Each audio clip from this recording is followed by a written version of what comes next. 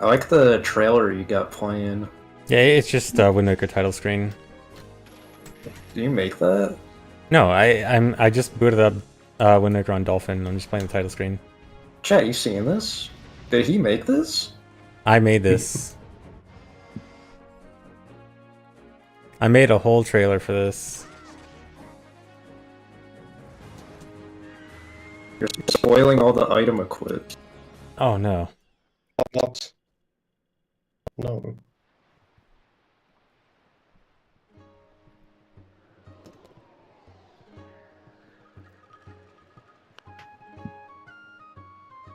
Hello. What's up, guys?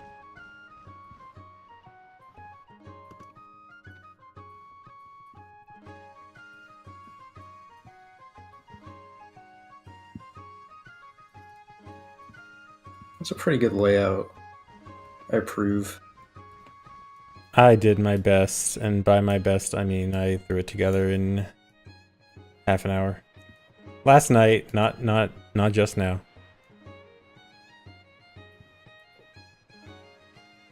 I do it a little bit ahead of time. Just a bit. Well, it paid off. Hard work pays off. Sure does.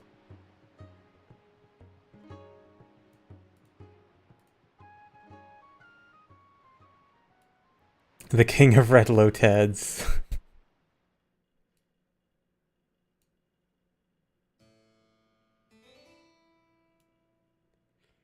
Pancake, I already started on setting up for tomorrow also. I'll have even less stuff to do tonight. I only have to do like a few things.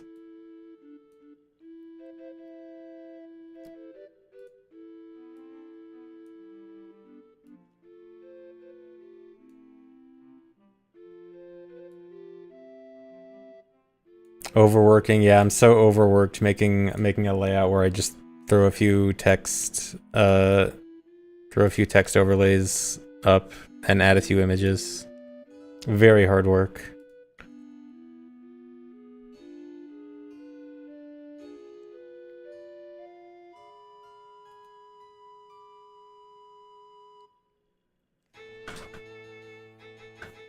I read the title and was like Wind Waker 2. Wind Waker's so good, they finally made a Wind Waker 2. Don't talk about how they already did make a Wind Waker 2. Which one is Wind Waker 2? Would that be Phantom Hourglass. Phantom Hourglass, or would it be... well, I mean, there's other ones. There's like Four Swords, there's Four Swords Adventures, there's... It'd be harder to qualify those as Wind Waker 2, I think.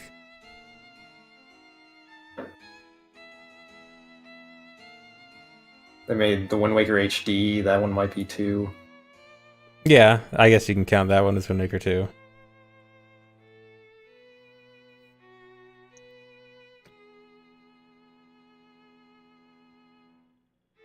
Oh, Phantom Hourglass is a sequel to Wind Waker? I kind of don't believe that.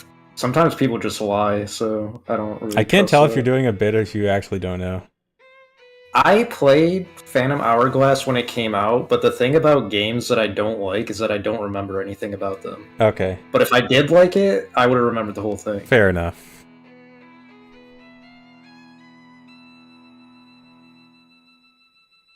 But yes, no bit Phantom Hourglass is the official sequel to Wind Waker.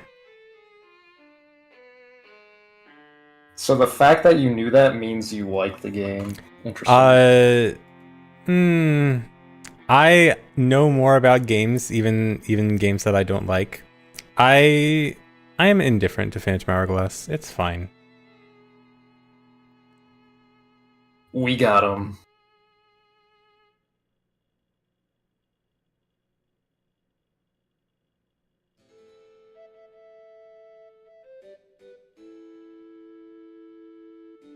Caught. Yep. Kita's just a Zelda 64 boomer. Imagine my surprise when Kita told me this year is going to be Wind Waker. I couldn't believe Kita was doing a different game.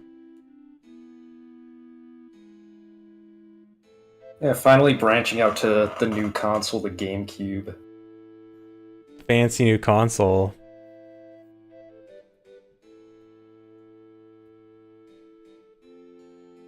Says me. Yes, says me, the other person, also just branching out into Wind Waker.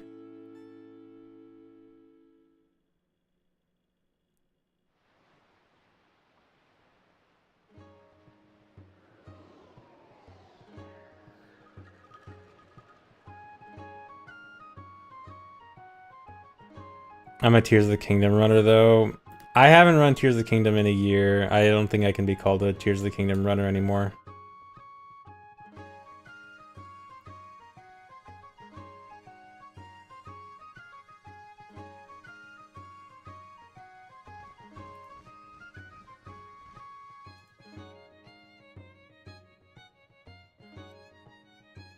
How many records do I have? Actually, my one Tears of the Kingdom record that stood for like a year for no reason finally got beaten. I finally have no Tears of the Kingdom records.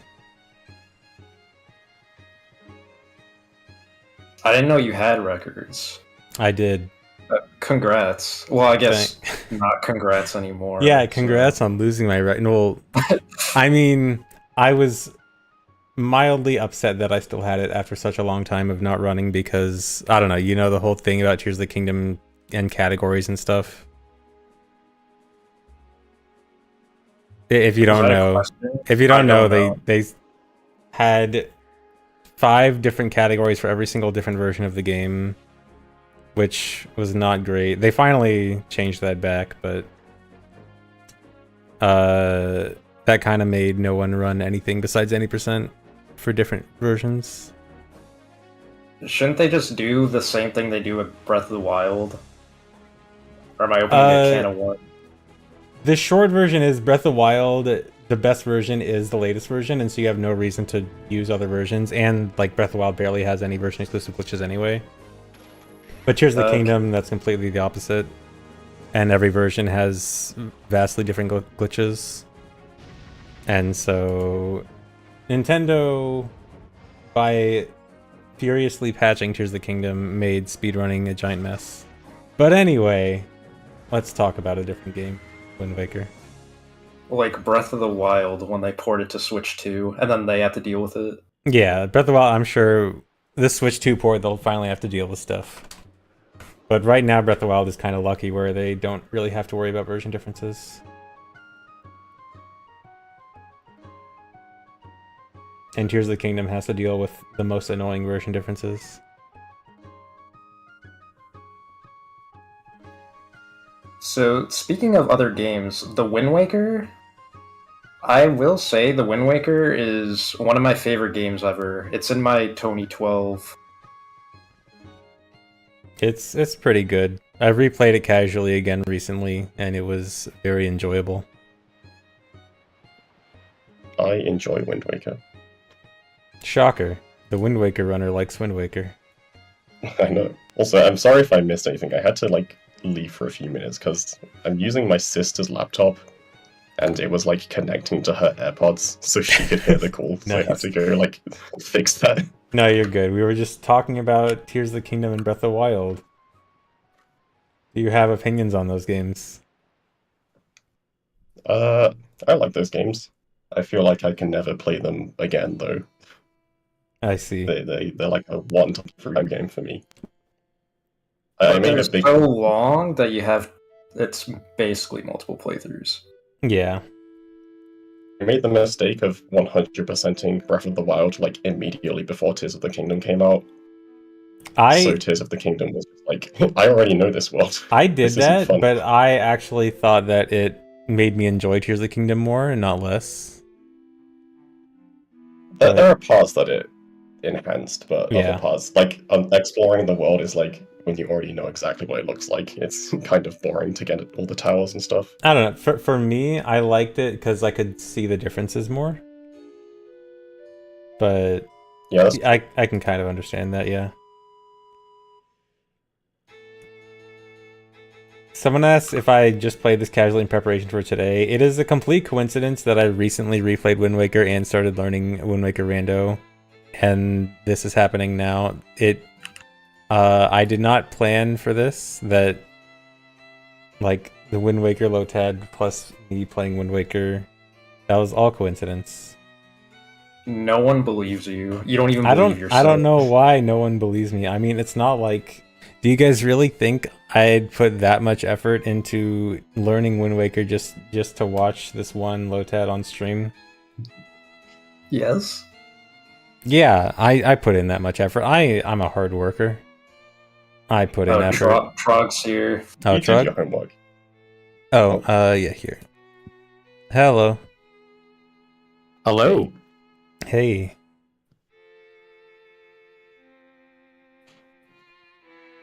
Hello, chat. Also, now that ZFG, how are you today? I am doing great. Good. All right, Is Tia here?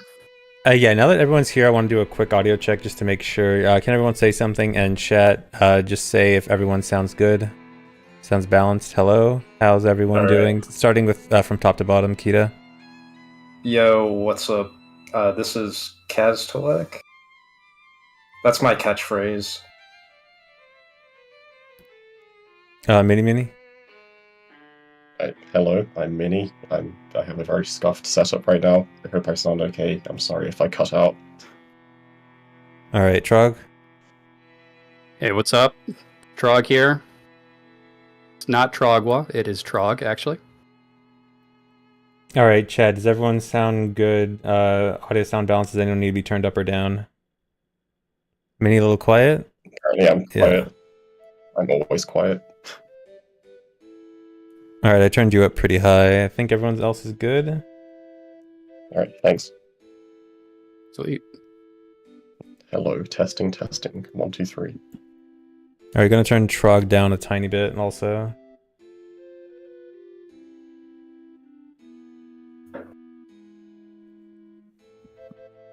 So everyone has the video file ready, and then ZFG is gonna do a countdown, and then when he says go, that's when you hit play. Yeah. Okay. Yes. Perfect.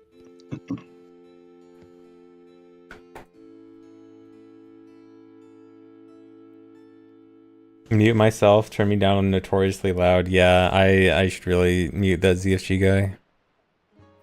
So annoying. I mean, I probably won't be talking as much as I am not as much of an expert on Wind Waker. But I'll be the guy that asks questions. I've been seeing you streaming. I'm Been learning. streaming some rando. I'm learning. I know. I watch speedruns. I'm an expert. Well, I can expect Wind Waker runs after Twilight Princess, correct? Sure.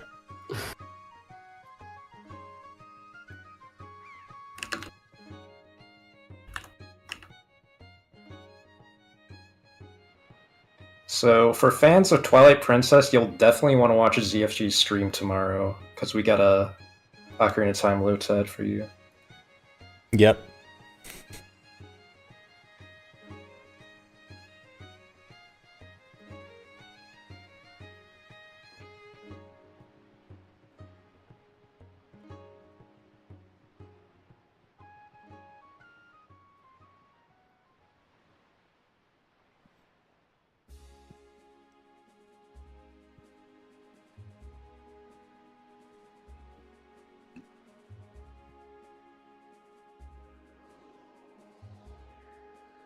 Is this also a Lotad? I think this is more in the realm of a TAS, right? This is That's- the Yeah. classic situation where it starts out as a Lotad, and then probably a third of the way through, we start tryharding. I and see. it gets very optimized. Yeah. I did have to skim around a little bit while just like setting up and stuff, and I saw some things that Spoilers. I did spoil myself a little bit, and I saw some things that I thought this does not look Lotad-y. Yeah. I'd say after the first like half hour or so, we really tried to squeeze out all the frames we could. Mm-hmm. There are some moments in the beginning where it's like there's like an obvious mistake, or we actually just took a slower segment because we weren't like trying to go that fast. But towards the end, yeah.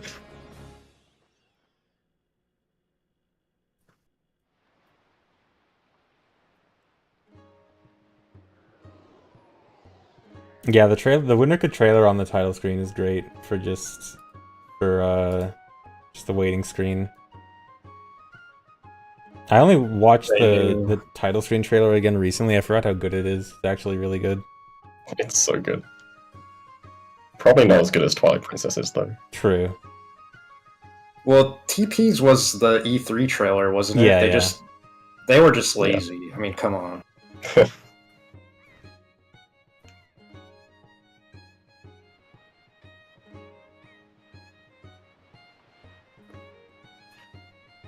Oh, I forgot. I should probably tweet.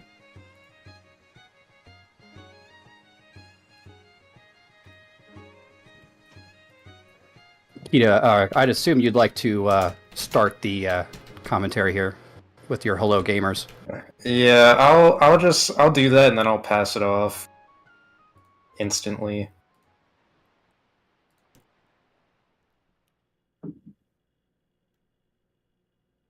It's called Xing. No, it will always be Twitter.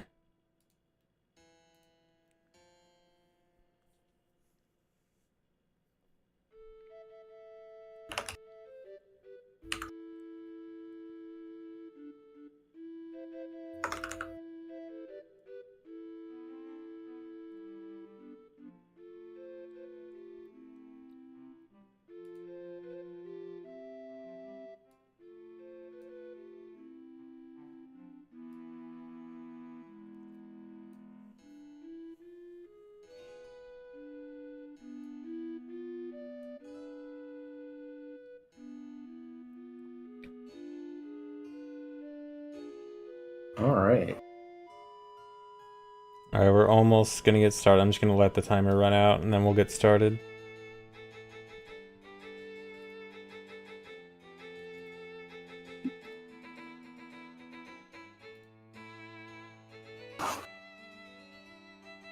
Minnie, I'll let you explain if you want the actual category and stuff like that in the beginning, if you want. Yeah, sure.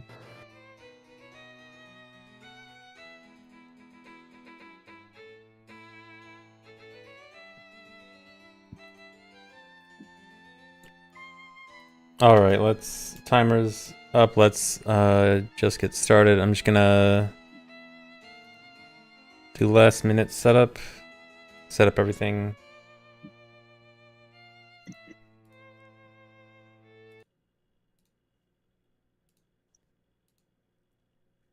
Alright, we're about to get started.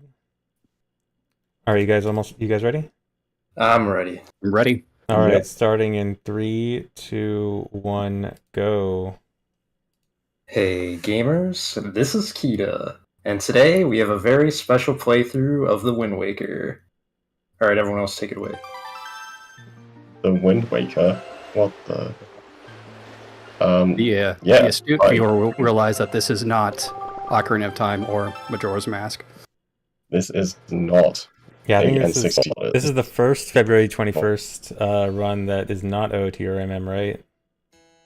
Yes. That is right. Well, there was the OT 3D TAS by Ben Stevens. That counts. That counts. True. But that wasn't a LOTAD. But yeah, what better run to do this with than 2 pause? 10 years ago today, we had Majora's Mask in 2 pauses, and 10 years later, we got Wind Waker in 2 pauses. So this is no barrier skip in 2 pauses. So most of you probably know what barrier skip is. There's a trick in this game called barrier skip that basically lets you skip the whole game. So we're not going to be doing that. No barrier skip, which means beating all of the dungeons, doing all of the trips to Hyrule, and getting the Triforce. We're going to have to do that. Those are pretty much hard required without barrier skip. And we're going to do that only pausing the game twice.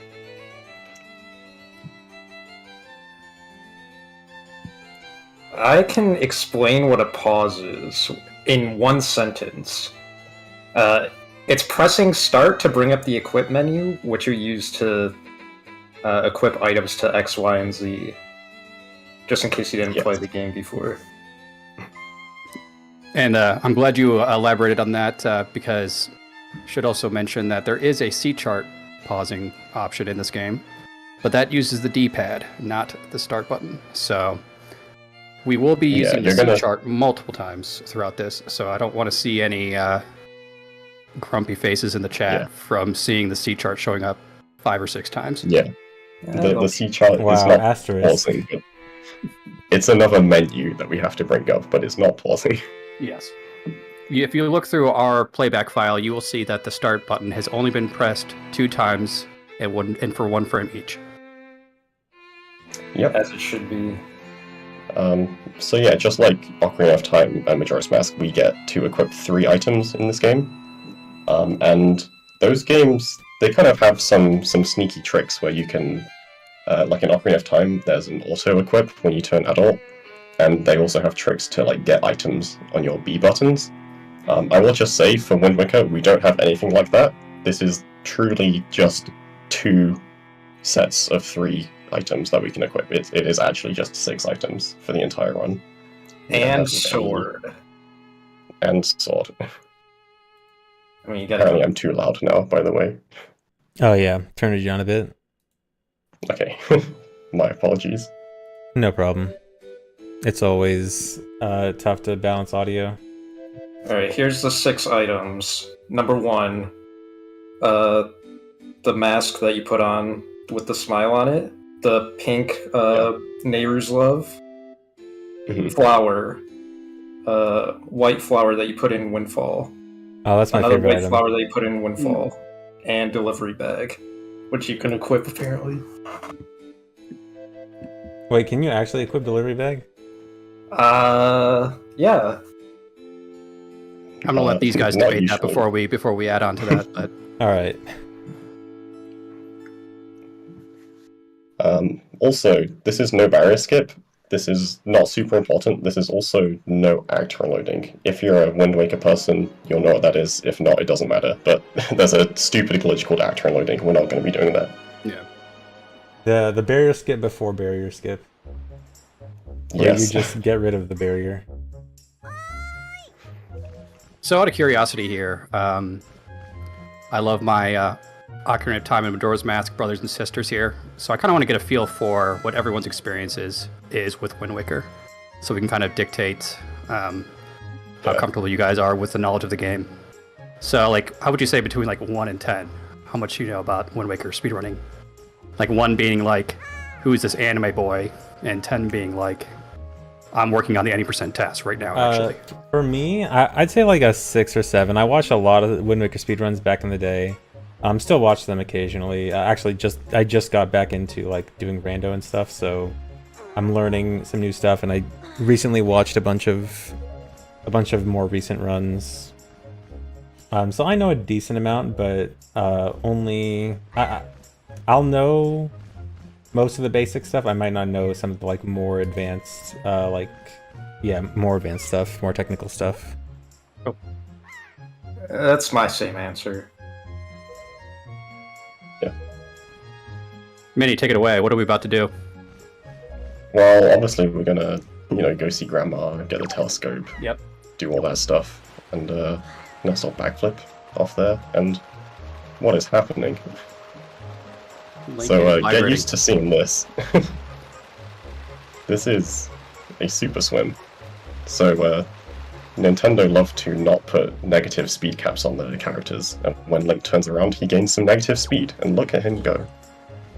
And yeah, we're at this item now. And that's turning around every frame, right? Yeah, every frame. So, and this is a 30 frame per second game, so that is alternating every single 30 times a second.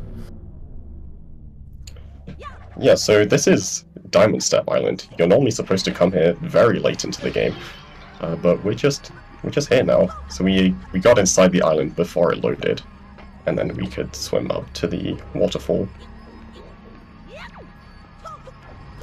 Yeah, I think it's a good idea to like say where the places are in the game, because I'm sure a lot of people in chat literally never saw this shit before. Yeah, I think you're supposed to get here with hookshot, right? Which means it has to be like after Wind Temple. Correct. Yeah, So this is very late. And this is where you get the ghost ship chart, which is a required item. So there it is. Yeah, because in this game, it's basically- anything that is activated through charts, you can't just know where it is. You actually have to have the chart for it to activate, correct? Yeah, that's right. And then that also applies to the Triforce charts. Yeah, the ghost ship chart is a bit of a weird case in that because you can actually see the ghost ship without the chart, but you have to still get the chart and open it to be able to enter the ghost ship. And we have another Super Swim. I assume this is going to be common through the run. It might be. Pretty much yeah. never want to sail, I guess. Well, unless you Yeah. really have to. Yeah, keep that in the back of your mind. We may be seeing some sort of Yeah. stuff like that. We won't be seeing any sailing. I won't spoil too much, but you may see other stuff. Yeah, Anyways, we are swimming to a seemingly random place in the ocean. And as it turns out, this submarine's just going to load in for us. And the submarine just so happens to have a very special kind of enemy for us, these moblins. Particularly these moblins that hold lanterns. And if you don't have sword in your hand and you run into these, they act like they are the guards in Forsaken Fortress 1 and will throw you into jail here. And so Yep. this is the only method that we have of getting into Forsaken Fortress 1 without having to like go get the spoils bag and do the intended stuff. So it's very convenient that these moblins exist. Yeah, skipping that whole like really slow outset beginning section. yeah, it's very convenient that that works. Yeah. So, And it can't be any run moblin, through it the has to be right those spot, yeah. special ones. Yeah. Yeah, they have to have the lanterns. Alright, so this is not usually the path you would see taken through Forsaken Fortress 1 in like a speedrun or anything. But we need this text here. We can just like go past this text and not pick it up, but it's an important flag that we need for later. Yep. So keep that in the back of your mind. This Oh, game yeah, loves mental trying to be notepad. as linear as possible for you, but we can kind of get around it, but we still have to hit certain triggers and things that seem arbitrary but are necessary for avoiding crashes or soft locks later on. Yeah, and here we're seeing some brake slides. So this is some cool movement tech in this game, where Yeah. you can just kind of skid on the ground. It turns your speed negative, which means it's better for going up slopes. We actually There's a ton of discovered a lot of applications brake for it. slide. We discovered a lot of brake slide tech like during the making of this LOTAD, so you'll see the brake slides improve as we get further Oh, yeah. along. Nice. Rip that bokoblin. And rip Link. Huh? What? What is this? You want to do this, Trog? So, we killed ourselves, and what we did is after we died, we kind of got knocked off by the boat that let us get back into the air afterwards for a few frames, and then we can start jump slashing midair while dead. And we can keep matching the B button as fast as we can, and in this case, it's 15 times a second to gain as much height as we want. And our angle just so happened, very coincidentally, to align with something coming up here that's going to heal us in the end. Otherwise, it wouldn't be particularly useful to be dead. So that skips a large section of the Forsaken Fortress. And here is something called TAS sidling.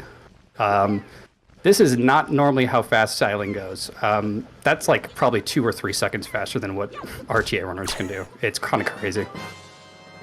I love don't explain to- throwing the stick at him. Yeah, that also skips a cutscene there, where like Link goes, "Yay!" Yay. That's a good impression. So yeah, that kill yourself hover is also known as the zombie hover, and it was one of the first actual tricks found in this game because this game went a really, really long time without having any tricks at all. It was just completely unbreakable. Yeah, it was like 2010. We're gonna see some old school glitches in this. We'll be Yes. we'll be doing some shout outs to glitches and stuff and people like them. Yeah. So I want to say that whole Forsaken Fortress 1 segment was tasked by Aza, which made me realize I completely forgot to mention the tasks for this. So me and Trog, we tasked this along with EJ125, Aza67, and CGF. So there were 5 authors for this. And There is a Yeah, sixth just- person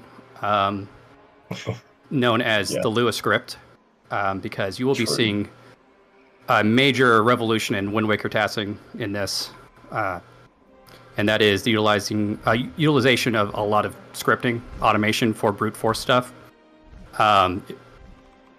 And there's going to be a lot of things that would have been impossible without brute force testing, RNG manipulation stuff. So I would say like a good at least, I don't know, 5 to 10% of this was scripted in some sort of way.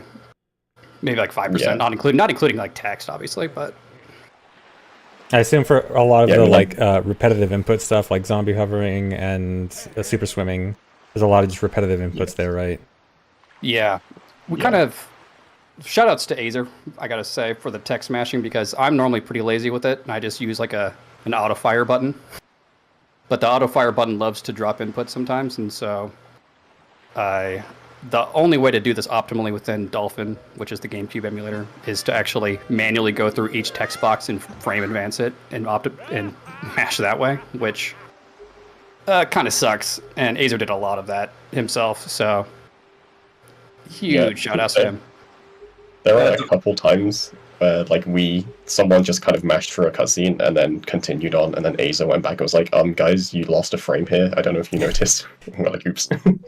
How dare you lose a frame? I know. I know.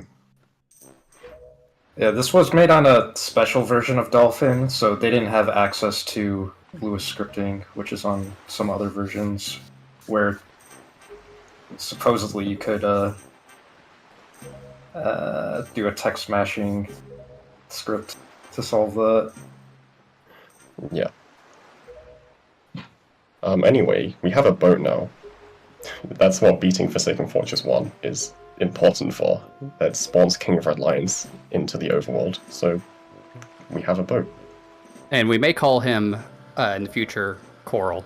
So keep that in the back of your Yes. mind whenever we say Coral, we're referring to the King of Red Lions here. Yeah, KOR. So just a little super swim around to the back of the island. We're going to do some RNG manipulation here to get some rupees. We need to get 80 total to purchase the sail. And these pots have, I think, like a 5, I don't remember exactly, like 5% chance of giving you reds. So, I didn't even know those could give you reds. Wow. yeah, Yeah. Don't normally see it. never lucky. Alright, so we just bought the sail. That is Are we going to equip our that? first That item. could be useful. Are we going to equip that? It could be useful. It would cost a doesn't- pause. That'd be a big commitment. You're literally super swimming right now. How is that useful? Yeah, get used to the super swims. Especially in the beginning. Well, they're everywhere. But we gotta pick up some items first before we want to do our first pause, you know. So we're at Greyfish now. This is one of the kind of main story islands. You're supposed to come here after the second dungeon. But we're just here early.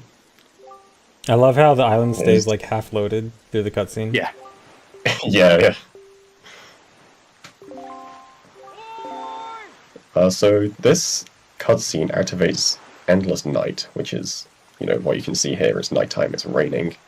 And this stays until you go and get Nehru's Pearl from Outset. So until we do that, it will just be raining forever.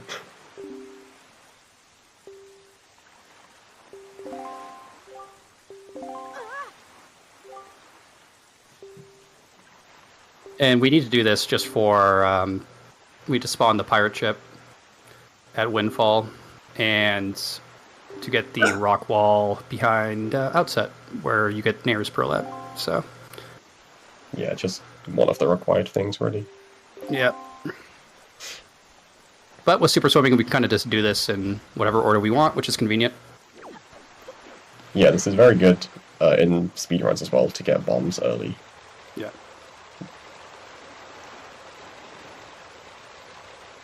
Alright, off to our next destination. And Minnie, you did a lot of this section here, didn't you? This was mostly you until Yeah, this pretty much Dragon Roost, right? a I think so. bit We'll see. before then. EJ did some stuff as well. Okay. between Now and then. Okay.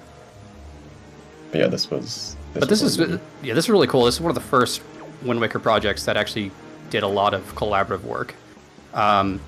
Yes. Historically, I did a tool-assisted speedrun of the old 80%. Some of you may know it, in like 2 hours 46 minutes. Yeah, was like that's 8 years actually ago. still one of my favorite tasks I've ever seen. Nice. That task was so good. Thanks. I agree. So I did that one, but that was a solo project, and Minnie, you've done a couple things on your own. You've done like a couple challenge categories Yeah, I've before done this. a LOTAD before this, yeah. Yeah. It was that one was very much a LOTAD, like Yeah. very badly optimized. This is, as we said, more of a TAS. Yeah. Although having said that, we're about to come up on Time to die an again. embarrassing moment. Coming up is one of the only obvious mistakes. Oh yeah. Close your eyes, everyone, real quick. Don't look at this ledge climb here. Oh, No one is going to and- notice. okay. And now you guys can open your eyes. You can No, tell so that that's John fine. slash up that ledge. And I forgot.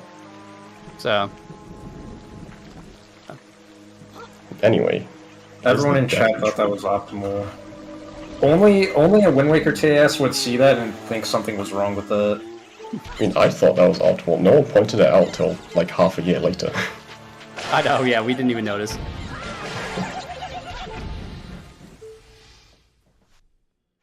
Anyway, killing some chews. And another nice little cutscene. Yeah. So why are we here, Minnie? Well, watching this cutscene is gonna spawn an item on top of the Deku Tree, the Deku Leaf. It's a pretty overpowered item, really, Yeah. unless you fly through the air. But Sounds like we'll definitely want that. Unfortunately, to get that, you need the grappling hook to be able to climb up to it. We don't have the grappling hook, so I don't know how we're going to get past that. Yeah. You'll just have to stay tuned to see how we'll get past this grappling hook requirement. And I encourage any of you here, like it seems, if any of you know this game casually, you'll know you'll just hop in the bulbs, and you'll never really think about it, but there's like this one part where you have to use grappling hook to get into the bulb. And it just seems so mundane and simple that it's like, well, that can't be actually required. But, I mean, this game has been out for 20-something years now, and no one has figured out a way to get past that grappling hook without utilizing some sort of glitch. Until today. Until today.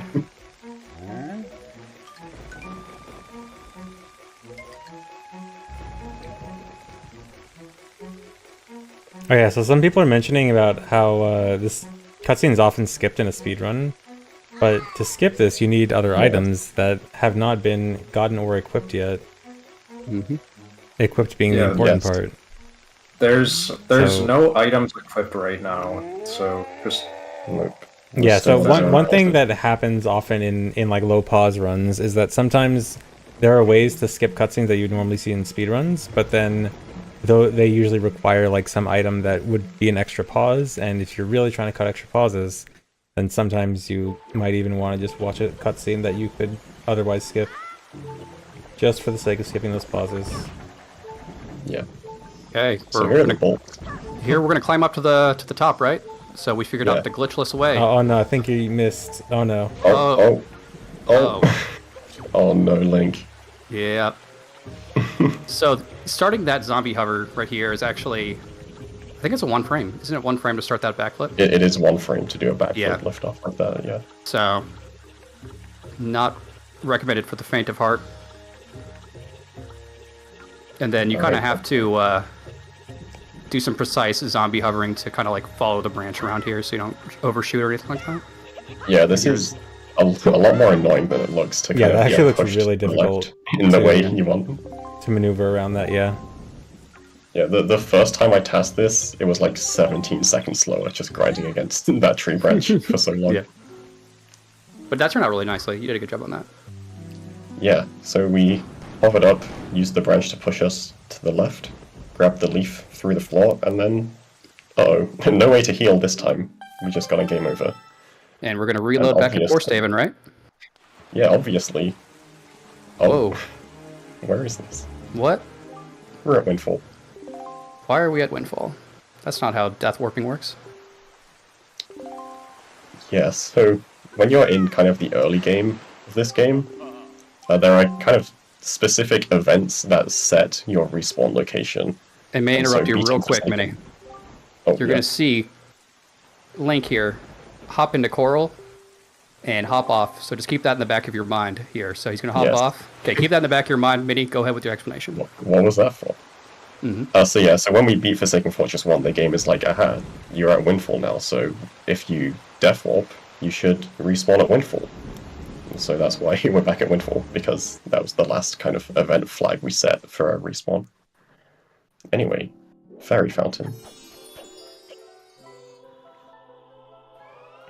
Fairy Fountains are not normally required, but they No. actually are required for Wind Waker. At It least is one of them. actually, yeah.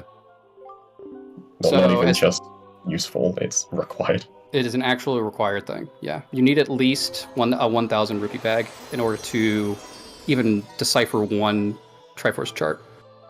Because so for those of you that don't know much about the game, we have to collect the Triforce, which requires getting 8 shards. And to get each shard, you need to collect 8 Triforce charts, and then you need to get all those 8 Triforce charts deciphered from Tingle. And to decipher them, each one of them costs 398 rupees. And our starting rupees are only 200. So 1,000 rupees is the minimum needed to even purchase one. Yeah, we have to spend like 3,200 rupees across the run to decipher all the charts. Yeah.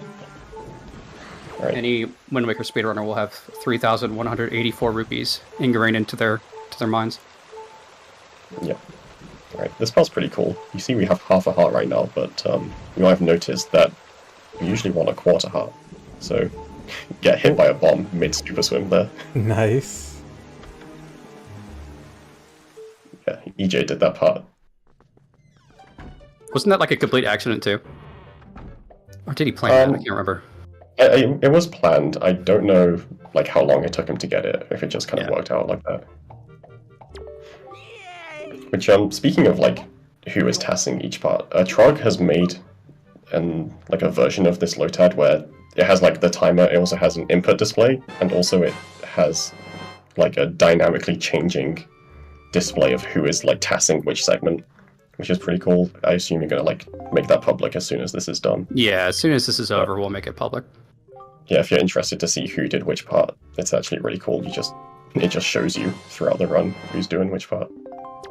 It also includes a re-record count updater, so it kind of just keeps track of where the re-records were happening. And yeah, minor spoiler alert: the re-records get pretty high in this. This turned out to be a pretty massive project.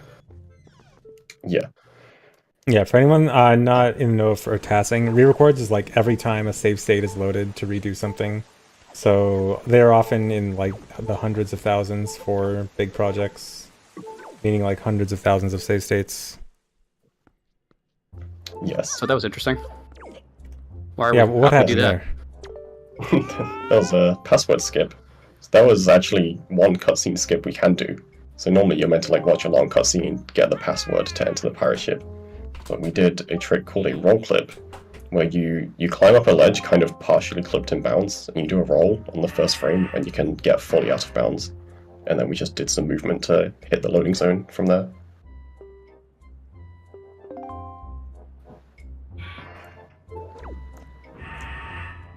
Yeah, this pirate ship is interesting. So if you check your mental notepad, you remember we hit that text box in Forsaken Fortress. That text box is actually the flag for the game to know which pirate ship to put you in. Because the first time you come to the pirate ship, it's supposed to be for the spoils bag. But we don't really care about the spoils bag, we just want the bombs. So we hit the flag, which was that text box, which is what the game checks to know to put the bombs in the pirate ship instead. And Yeah, for anyone that had Joy Pendant or something as one of the equips, I'm sorry to disappoint you. Oh, I forgot about Joy. Yeah. I would have said the. Forever locked out of Joy Pendants. Now we have to leave the pirate ship, and isn't this normally a problem, Minnie? Because of certain Gossip Stone stuff? Yeah, so there's also a flag to that the game checks for to see where it should put you when you leave the pirate ship via the door. So if we were to try to leave right now, it would put us on like the daytime traveling pirate ship and we would be stuck, basically. Yeah. So instead... Shoutouts to that barrel. Thanks, Barrel. Yeah, this barrel, I can't think of any other way you would die in here, because the only way to leave would be to pause and save quit, which obviously would be bad. Or death warping, which we need to void out somewhere, and I don't know how else you're doing it. Yeah, So- actually, that's a good thing to mention. Is I know that save warping is seems more significant in Wind Waker than it does in like the N64 Zeldas. So Yeah. that's even another thing that has to be worried about for low pause runs, is just how useful save warping is in this game.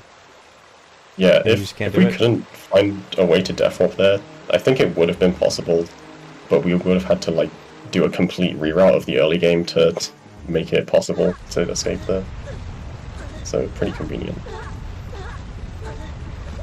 Also, when we death warped there, we spawned at Windfall, but the astute viewer noticed we actually spawned in a different place to last time. So remember when we entered and exited King of Red Lions? So having entered King of Red Lions for the first time is like the flag where the game says, okay, from now on, if you do a death warp, just respawn at the same place you're at, instead of having like set locations. So from now on, if we say a death warp, we'll just respawn where you would expect, instead of somewhere weird like Windfall. Also, that slight detour to Fire Mountain just to take damage was wonderful. Yes, we are taking a lot of damage. Link is Yes. getting pretty beaten up in this early game. For anyone that knows Wind Waker will know that, well, we've been collecting some of the best items in the game. So we're collecting the Wind Waker, which is going to be very useful, if only we could equip it. But then also we collected the Deku Leaf, which basically lets us fly. And that would be incredibly useful to have right now, but we don't. So Yes. if you can kind of guess where this damage is going, based on the fact that we have not equipped Leaf yet. So there's Rock Skip. Rock Skip. This is a classic 2005 strat.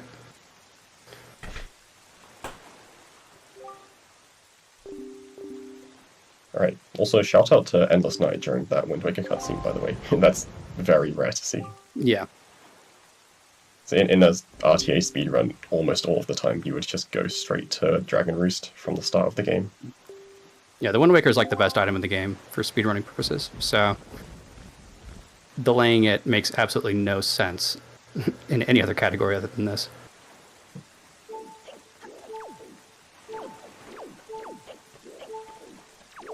Right, some more break slides.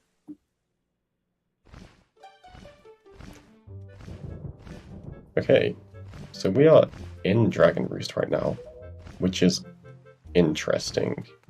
Because the only reason you would come here is to either get the delivery bag, which isn't particularly useful most of the time, or you want to enter Dragon Roost Cavern. But normally to enter Dragon Roost Cavern, you're supposed to like go speak to Medley, and then she gives you a letter, and then you have to equip that letter, give it to Kamali, and then you go to Medley again, she gives you a bottle, you equip the bottle, you pour some water on some bombs to be able to enter the dungeon. So I mean, that mainly sounds like just two to enter the pauses. dungeon. Yeah, 2 pauses. I There mean, it is. I guess that's the run. GG. So we could do that. Or Or could we can do something else. equip the delivery bag. True.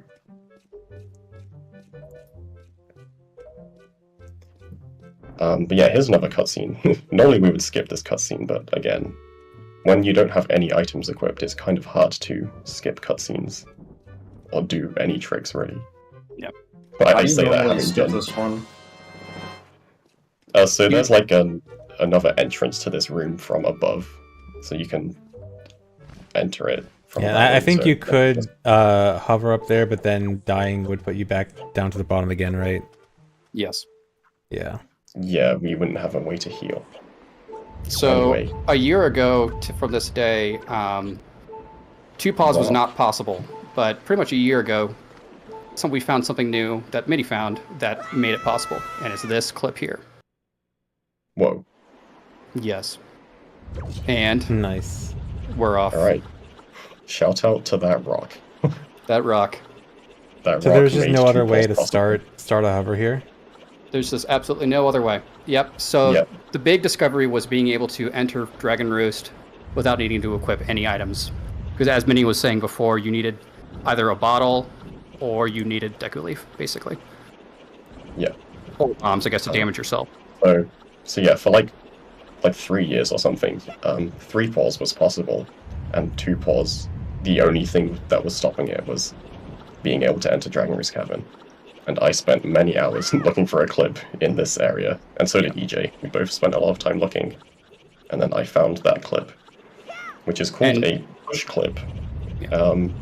So basically, you hold the rock above your head, and you drop it, and the rock kind of pushes Link, and it pushes him just enough in a single frame to clip through a tiny gap in the seam.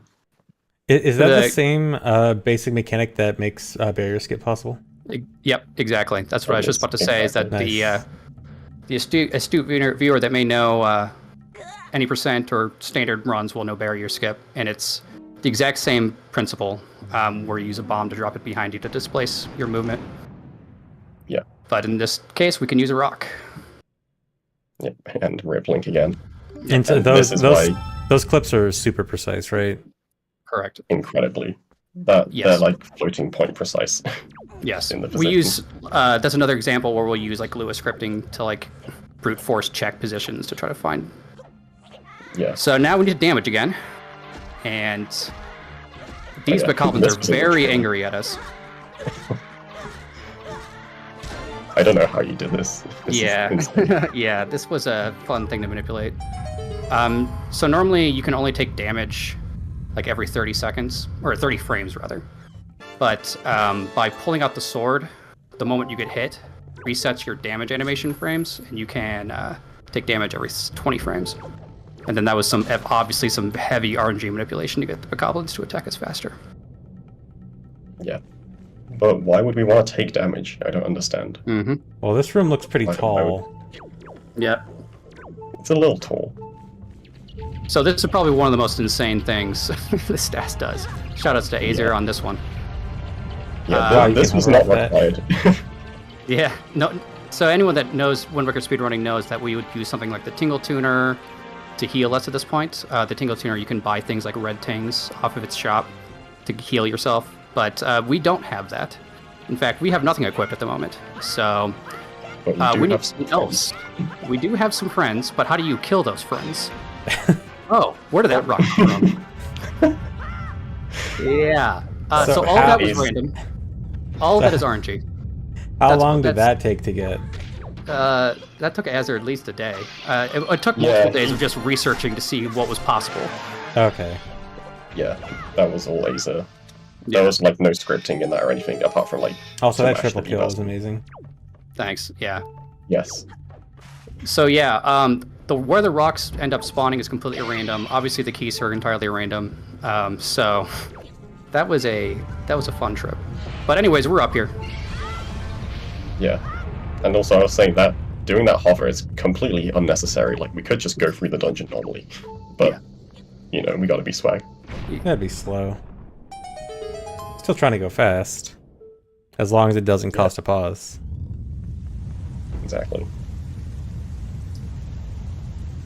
Alright, so we're almost at the mini-boss for this dungeon. Which, is gonna give us another item. And speaking of items, I think we have, like, 6 equipable items already. Yeah. So, quite a lot of items.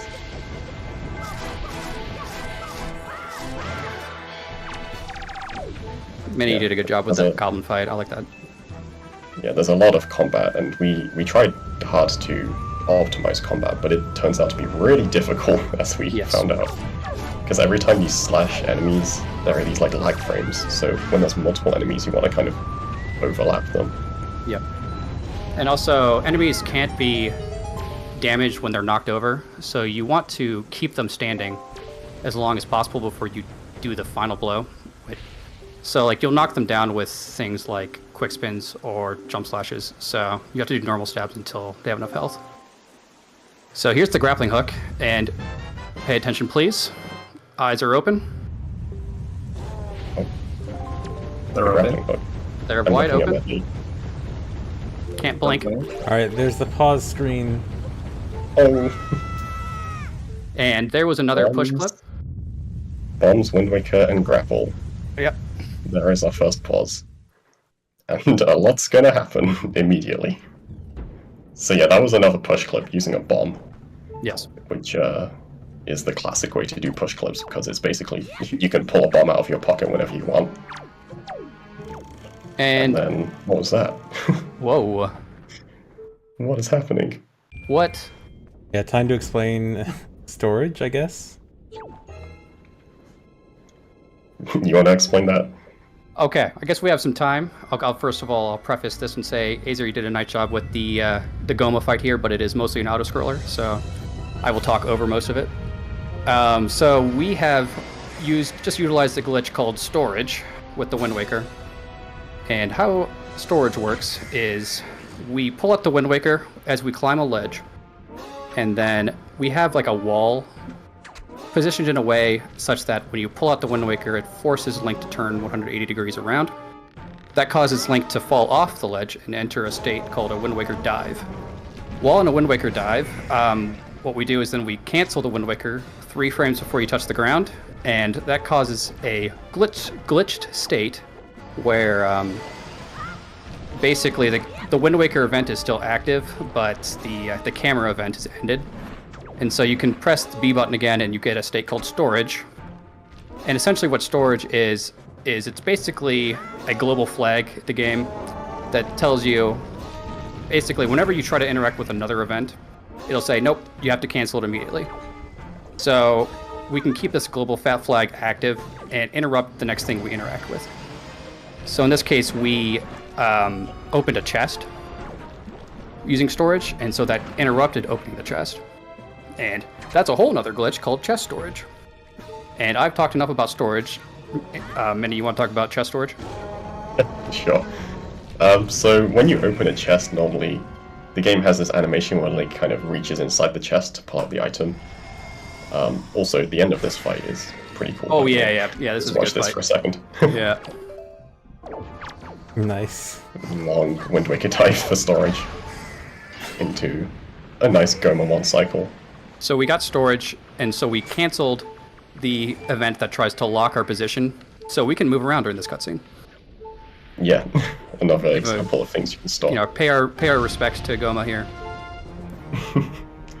But yeah, for the boss key sip, so we stole the chest, and normally the game makes Link lean into the chest, and to make that animation work, the game will shrink Link's hitbox during the chest opening cutscene.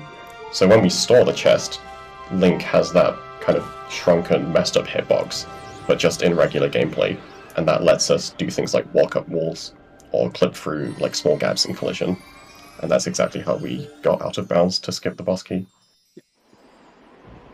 We got storage here, not just for swag. I mean, it was pretty swag, but primarily because it lets us enter the portal during the cutscene, so it lets us leave faster. Yeah. Shoutouts to Ababob. If any of you are classic Wind Waker lore specialists, will know who Ababob is. He was one of the biggest Tatsirs back in the early storage days, 2013, 2014. And he's the one that found that. Yeah. And speaking of that boss key skip, I think it's worth mentioning a difference between Wind Waker and the N64 Zeldas. So in the N64 Zeldas, the loading zone to a boss just like exists everywhere in the dungeon, no matter where you are. You can just hit it whenever you want if you go out of bounds. But for Wind Waker, you can only hit it if you're in like the boss door room. You can't just go out of bounds and hit the boss loading zone from anywhere.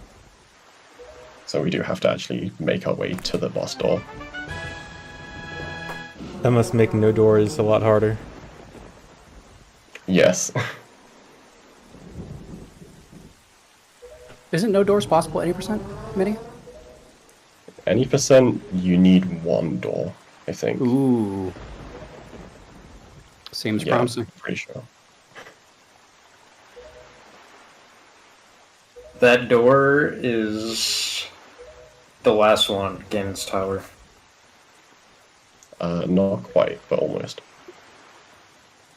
I'll take an almost. Yeah. Alright, anyway, we've beaten our first dungeon. First dungeon. To get Alright. the Wind Waker lore out of the way, we have to collect the 3 pearls in order to raise the Tower of the Gods to get to Hyrule Castle. So there's one of the 3 pearls down. Alright, and here's a fun trick that nobody actually understands. If you get storage and you store that text box and you like interact with this stone in the correct way, you can skip the cutscene. No one knows why it works. Yeah. Very convenient, though. But that was the Wind's Requiem song that we just learned to change the wind. But yeah, so with storage, we're storing these text boxes, which is another new application of storage. So when you store a text box, you can, next time you activate a cutscene, such as pulling the Wind Waker like this, it will bring up the text box, and you can close it while you're in control of Link. And so what we just did is we opened that door and then closed the text box on a specific frame. And an interesting thing about text boxes is when you close it, it gives you storage back. So we stored opening the door, which gave us a state called door cancel, which is like chest storage, but more overpowered. It basically Even more gives you busted. So you can just walk through walls right now, or if there is a steep slope, you can just run up it. That all happens very fast. Yeah. So we are now in Forbidden Woods, and Here's the second dungeon. you may notice that we do not have Deku Leaf equipped.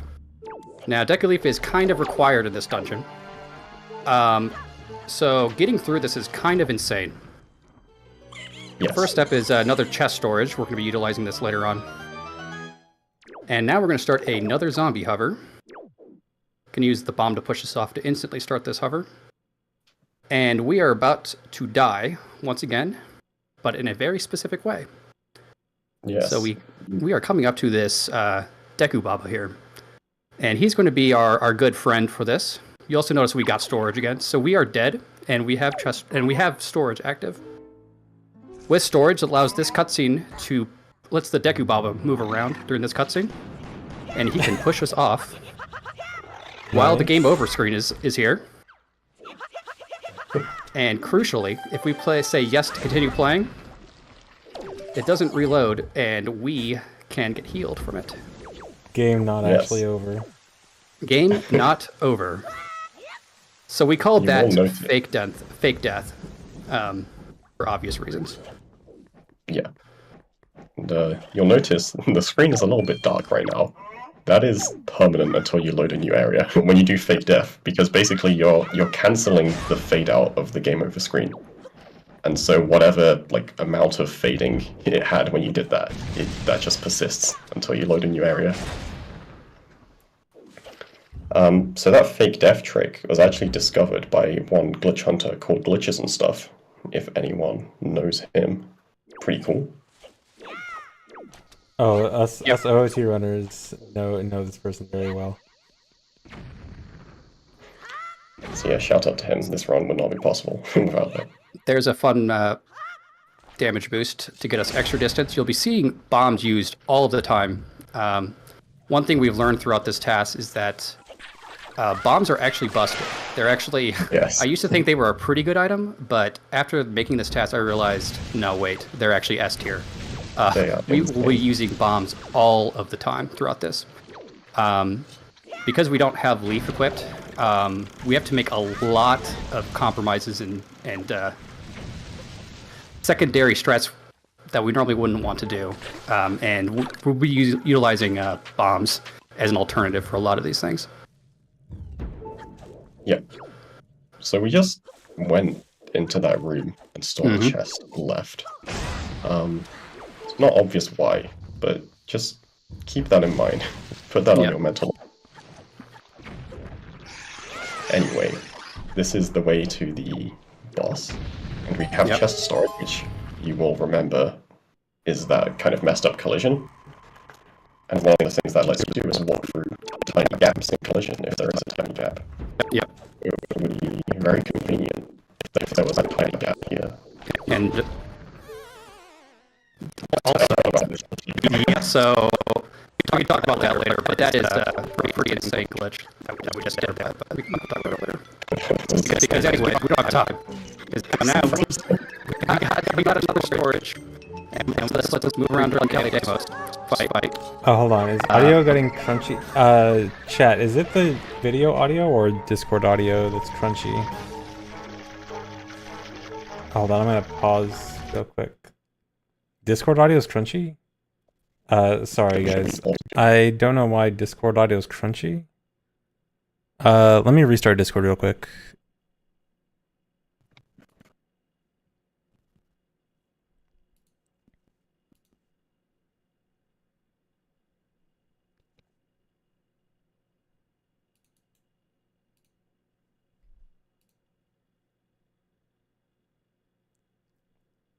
Okay, yeah, so it's just Discord audio.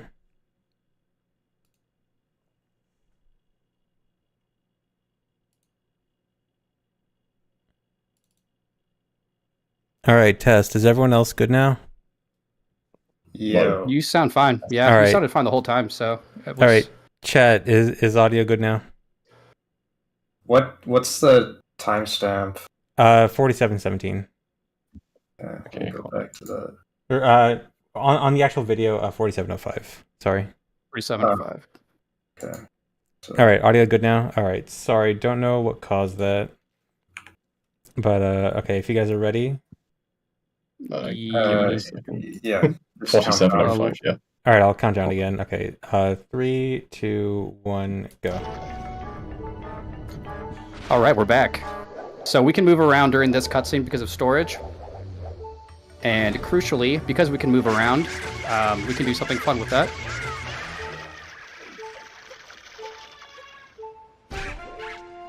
Nice. So I've always seen that fight done where people throw the bomb from under the flower. Is it much harder to do the bomb boost into the flower, or is that like how precise is that? Well, so you only have a very small window before the collision around Kelly Demos exists. So essentially, like when that cutscene ends, you have like a 1 second window where there's no collision whatsoever, and you can kind of bomb boost in, Oh, okay. and then his collision loads around you. All So right, the way that makes Archie, sense. so it only happens with storage active. Yeah, I would guess that bomb boost is like a few frames, but the issue is more just getting storage before the cutscene, because that storage is super awkward. Yep.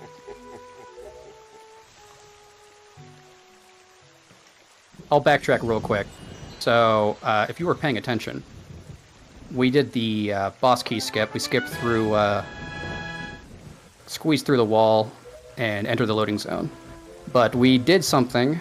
We voided out at the same time we entered the loading zone. The way we did that is there's actually a small, very small gap in the floor where the loading zone actually starts. And we utilize a bomb boost to essentially increase our vertical speed, which is necessary for this, to allow us to void out while the loading is occurring. And what that ends up doing is that allows us to enter the boss room as if we had just voided out. And that only reason that saves time is that it skips a small cutscene where Link walks through the door, turns around, and sees the door shut behind him. And it saves like 20 frames. So there you go. Nice. Probably the most complicated 20 frame time save. Maybe. For I'm sure I well, could think one of the something most. more complicated. Well, 20 We did frames some worth. complicated stuff. Per frame complication, maybe? I don't know. Yeah, maybe. Anyway, 2 dungeons. If you extrapolate, there's what, 6 dungeons? Will be done in no time. There's 5 dungeons. DRC, Forbidden Woods, Tower of the Gods, Earth Temple, Wind Temple. You gotta That's count Forsaken Fortress though. Yeah. Alright. We're done here.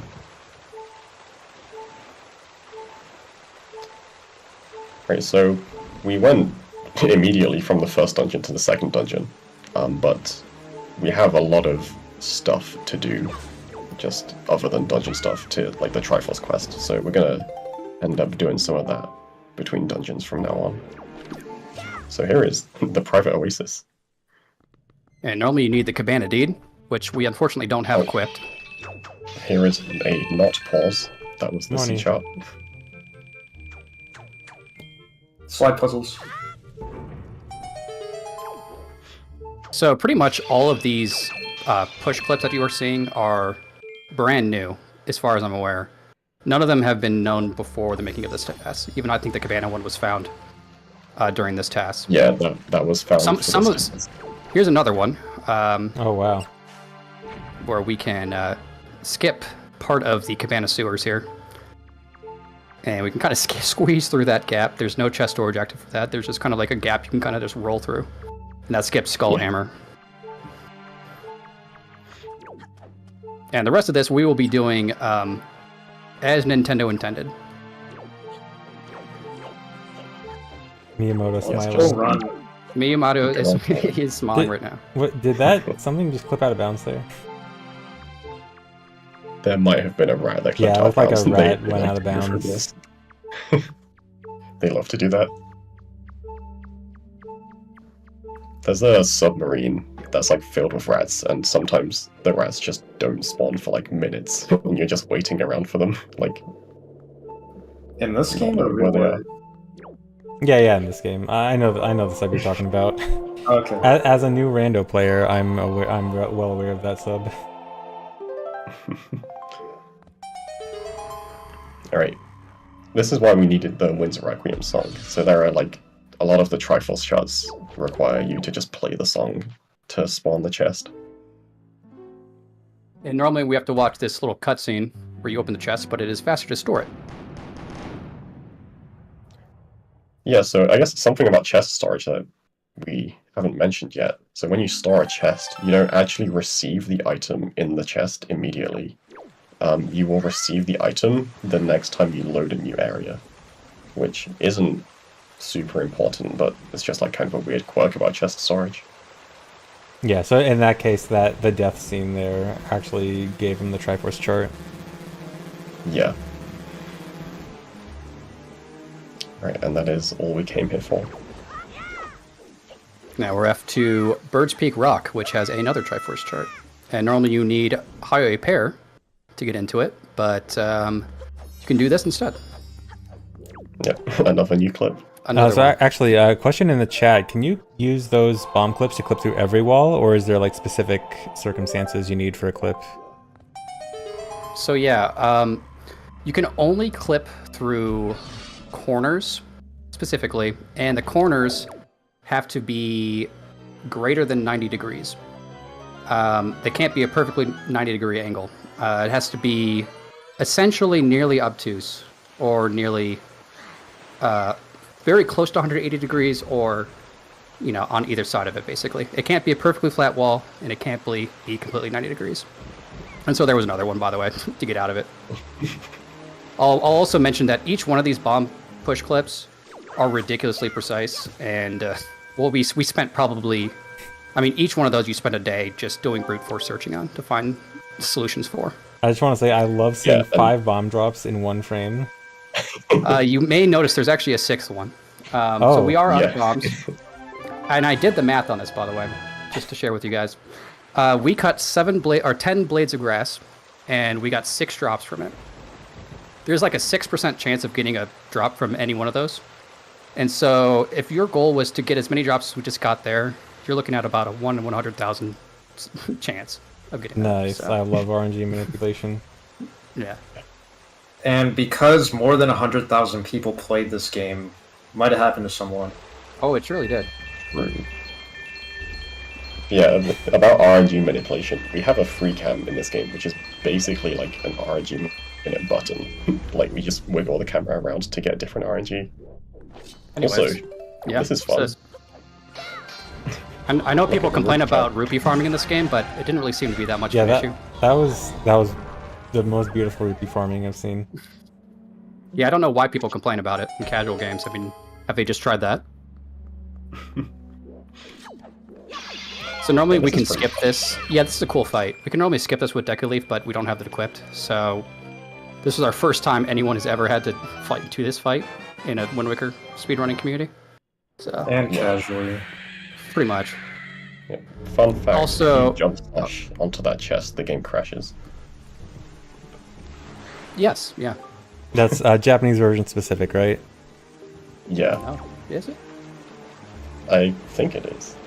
Someone check for Ace us real is- quick.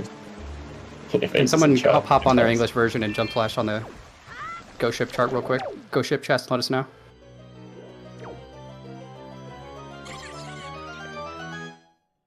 Yeah, So- they don't call it Endless Night for nothing. Yeah. Another chest storage here. We're going to be utilizing its awesome collision properties coming up. Right. And I'll say coming up because, Well, where are we ZFG, going? ZFG, my friend, Yeah. are you familiar with these runs and how low tads normally go? And there's always one section that's a very enjoyable period of time. Yeah. You mean Yeah. You're scaring him. Yeah. parts that take a bit of time. But those are the best parts, right? The most enjoyable, most interesting. Parts where certain literature gets brought up. Yes, yeah. So it wouldn't be a low tad day without one of those. So to everyone in chat, please get comfortable. Take your So go are get we, your are we go make yourself building a up, sandwich. Are we building up speed for 12 hours? We are building up speed. We are actually. We're looking. Going to a parallel universe. Yeah. Well, we might We- finish at any time, so don't look away. Mhm. Starting now. It might be over already. Who knows? So We will- what is the rate of speed increase for super swims? Just to give an idea of like how fast we're attempting to go here. So every single time you turn around, and assuming you are turning around perfectly, like an exact 180-degree turnaround, you will gain, in quotation marks, -3 speed. So every second you gain -90, right? What's my math? Yeah, Yeah. -90 speed. Do we want to spoil how much speed we're trying to get here, Minnie, or should we? I Let the don't viewers- even know. I don't think so, but for reference, Honestly, the it speed sounds of- like it's going to be a big enough number that it's not really going to... Yeah. You're not going to understand what it means, I guess. It's a I'll big just enough say- number you can go to the bathroom. We'll just Yes. say that. Yeah. Yeah. For I'll reference, just say the that- speed yeah. of a roll is 16 units per frame. 26. Let me put Yeah, my sorry, nerd glasses 26. for you real quick. Yeah, walking is 17 speed. Rolling is 26. And on normal super swim, just like we're going from one island to another, usually around -1200. Yeah. Which, fun fact, I did do the math on this one time. Because we have some time. Let's elaborate on some of the speedrunning lore that I've delved into. You can kind of approximate, so like just like Ocarina of Time and Majora's Mask, Wind Waker utilizes in-game units to specify distances, and there's a reasonable approximation that you can say that 1 unit is equivalent to 1 centimeter.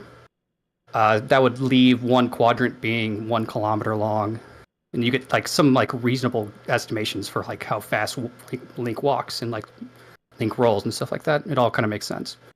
So you can kind of convert that into like how fast is Link actually going into Super Swim. And I remember calculating that to be somewhere like around it was like Mach 1.3 or something like that. So Nice. yeah, you're going around just 1.4 times the speed of sound in the water. That'd be a sight to behold. How many miles per hour is that? It's like 800, 900, something like that. How many kilometers per hour is that? Do I look European to you? I don't know. I mean, Probably a little over 1,000, like 1,300-ish. Yeah. whoa. Okay. I only believe in freedom units here. All right, well, what's the actual number? I don't actually believe ZFG on that. All right, fine. We'll Google it. Let's just go. Okay, what was the number again? Mach 1.4. Yeah.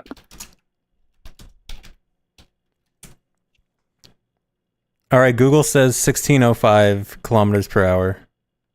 Oh, what did you say? I said 1300, so I wasn't too far off. No, actually, I think your number's probably more accurate. Yeah, definitely. I'm more trustworthy than Google.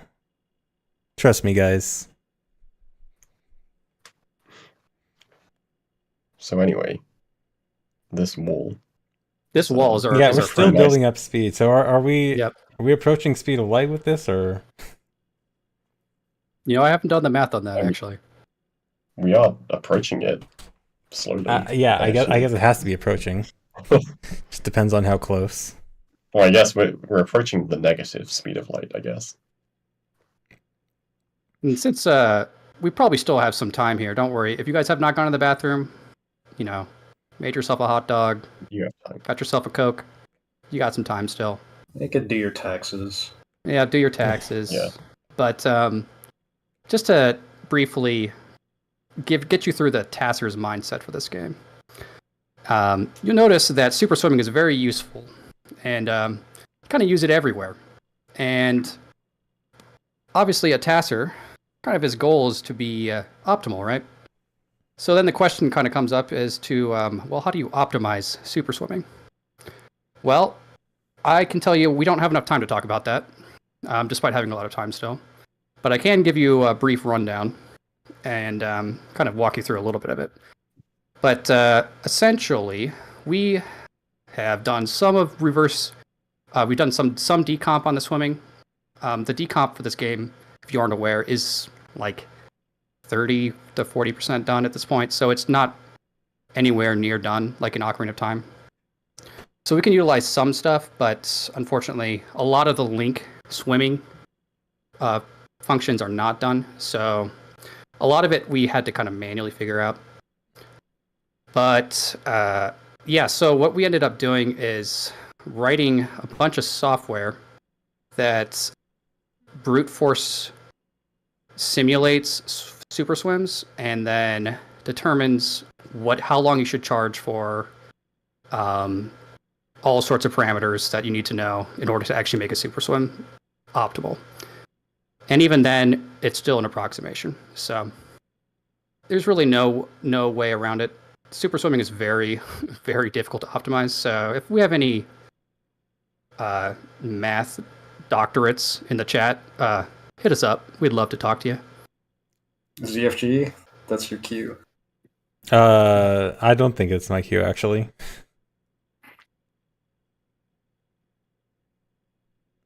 But we haven't talked too much about it.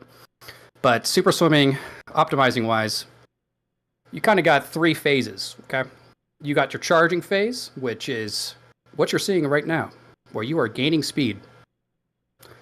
You are going to gain usually on your normal standard swim. This is not one of those normal standard swims.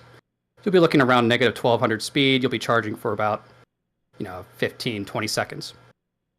After that, we enter a state called, we go into the release stage at that point, where we're ready to stop charging, we're ready to start heading towards our destination. But we'll be doing it in a specific way. We'll be utilizing something called ESS. I assume here, people in the chat know what ESS is. ZFG, I assume you know what that is. Yeah, we all know about ESS, guys, right? Yeah. It's holding right, very right. slightly outside the dead zone of the control stick. Yes. So we'll be utilizing ESS. Yes, it has made its return into Wind Waker. By doing that, you can preserve your speed while traveling towards your destination. So you'll hold very slightly down, just like perfectly slightly down on the stick. That allows you to preserve your speed. However, doing that makes you travel slower in the water. We really don't want to be ESSing the entire time. So what we do at that point is we ESS for maybe half the time that we'll be traveling to our destination. And then we go completely neutral. And we call that a neutral boost at that point, where stick goes neutral and then we get all of our speed that we had saved throughout that entire process. So there's always the three stages. You have the charging phase, you have the ESS phase, and then you have the neutral boost phase. And that is what the Super Swim prediction tools all try to simulate for you. Yep. Oh yeah, there was also So a question in the essentially- chat. How Link isn't losing air? Oh, I can answer that. So you can't see it, but just off screen to the right is like the land that you would go up normally. And so when you swim like close enough to land, you can get an air refill, but without actually ending up on the land. So for this, I had written a script which will just do like left and right stick inputs. And because of like the angles of the wall, Link slowly drifts like towards the camera. And the script just looks at Link's air meter, and when it sees that he gets an air refill, it just makes him go up a little bit. So he's like slowly drifting towards the camera, he gets the air refill, and then he goes back up and just repeats So that over just and over getting again. close enough to land, but not actually going on land Yeah, continuously. exactly. So I have a question about that. So I'm a little confused on like, so like Zelda Edition Dolphin has like pre-made Lewis scripts, but you can't like write custom ones. But you do mention custom scripts. So what are those in? Zelda Edition Um, does offer custom Lewis scripts. You can just write Lewis scripts and then place them in the scripts folder, and then you can run them. Yeah. Yep. So you could have done the text mashing thing earlier. Yes. I mean, if we kind of. I tried making a manually doing a mashing script for zombie hovers, and it was still dropping inputs the Yeah. same way the turbo does. So I don't think it would work. I think this I'll particular make version it of work. this particular version of Dolphin's Dolphin popular loves to version. drop inputs for whatever reason. So Oh yeah, another question in the chat. People were asking, can you gain so much speed that the game crashes? Because I know, like in Moon Maker HD with item sliding, it can crash easily. Is there like a speed limit? you know what? If someone wants to post a video of that happening, I would love to see that. I think in theory it would be possible, but we will not be seeing that today, thankfully. Otherwise, I would suggest CFG to pull out your sleeping bag. So I and get assume comfortable. if it does, it would just take way too long. Yeah. Because the Wind Waker HD one is like an exponential speed increase, right? While this one is just adding completely linear. 3 every frame. Yep. Yeah. Exactly. Next one, Ted? I think my video is like a few seconds behind. Can you guys tell me when it gets to 108, please? Sure. What's that? 108. P5. Or Six. that was 10808. Yeah, I'll tell you when it gets to 10820. Okay. Well, I might be way behind. Now. Or actually, wait. Oh no, you know what? I'm looking at the timer time, not the video time. Oh my god. Oh, okay, no, the video time is weird because I'm looking at the video playing in OBS and it doesn't update as well as it should. Okay, it's 108 108.30 on the video. Okay, 108.40. Oh my god. Okay. Yeah, I wasn't that far. Okay. So 108.50 now? I think so. Yeah, I'm on 109.10. Tell me when it's 109.10. Okay. Okay, I'm at 109 flat here.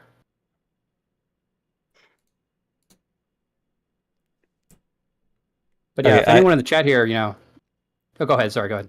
No, I was just gonna say OBS, because I'm playing through OBS, the timer doesn't actually update well in OBS, so it's actually hard for me to tell the exact video time, and not just like the timer time, because the timer time got desynced after the Discord audio thing. I think I'm in sync.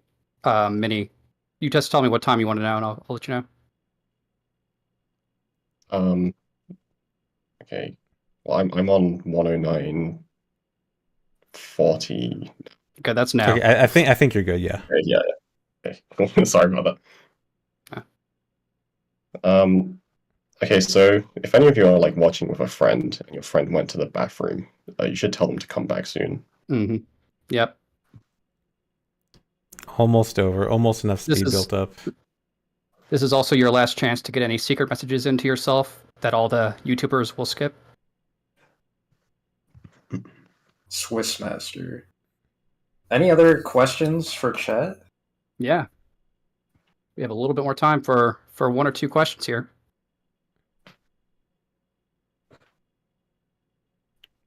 We have a question. I love ZFG. Oh, That's not a question. forgot-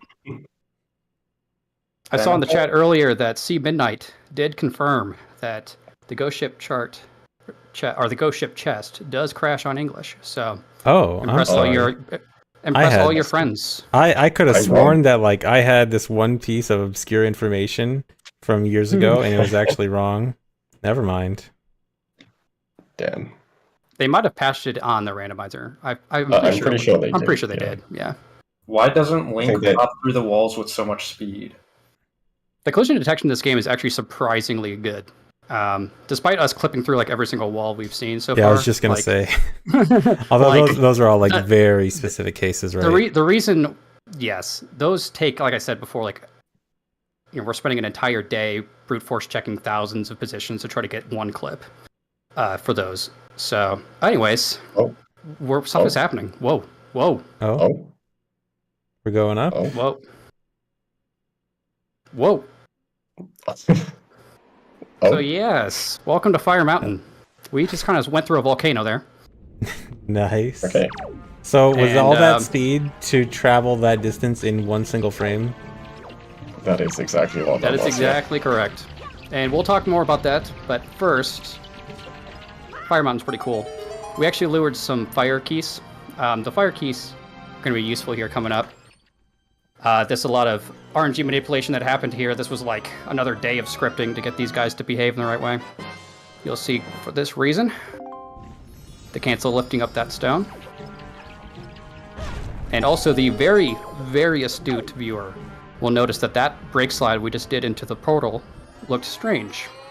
It seemed to be like slightly faster than the normal brake slide speed. The insanely astute viewer. Yes, like that seemed like, I'm sure some of you are like pushing their glasses and saying, that seemed about 3 speed faster than the normal brake slide. I wasn't Excuse astute me? enough. I'm sorry. Yes, well it was. That is the very first time we utilized a thing called an enemy brake slide, which was discovered in the making of this task.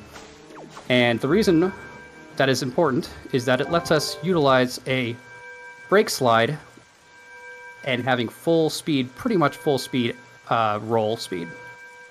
Normally you only have like 90% of your speed out of a roll when you do a brake slide, but there we get to keep like 99% of it. Oh, by the way, you guys So- might be like 2 to 3 seconds ahead. If you want to just like a quick pause. Okay. A quick on it. what? A quick pause, because I think you guys might be like 2 to 3 seconds ahead. Oh, I'm sorry. Not a pause. Don't.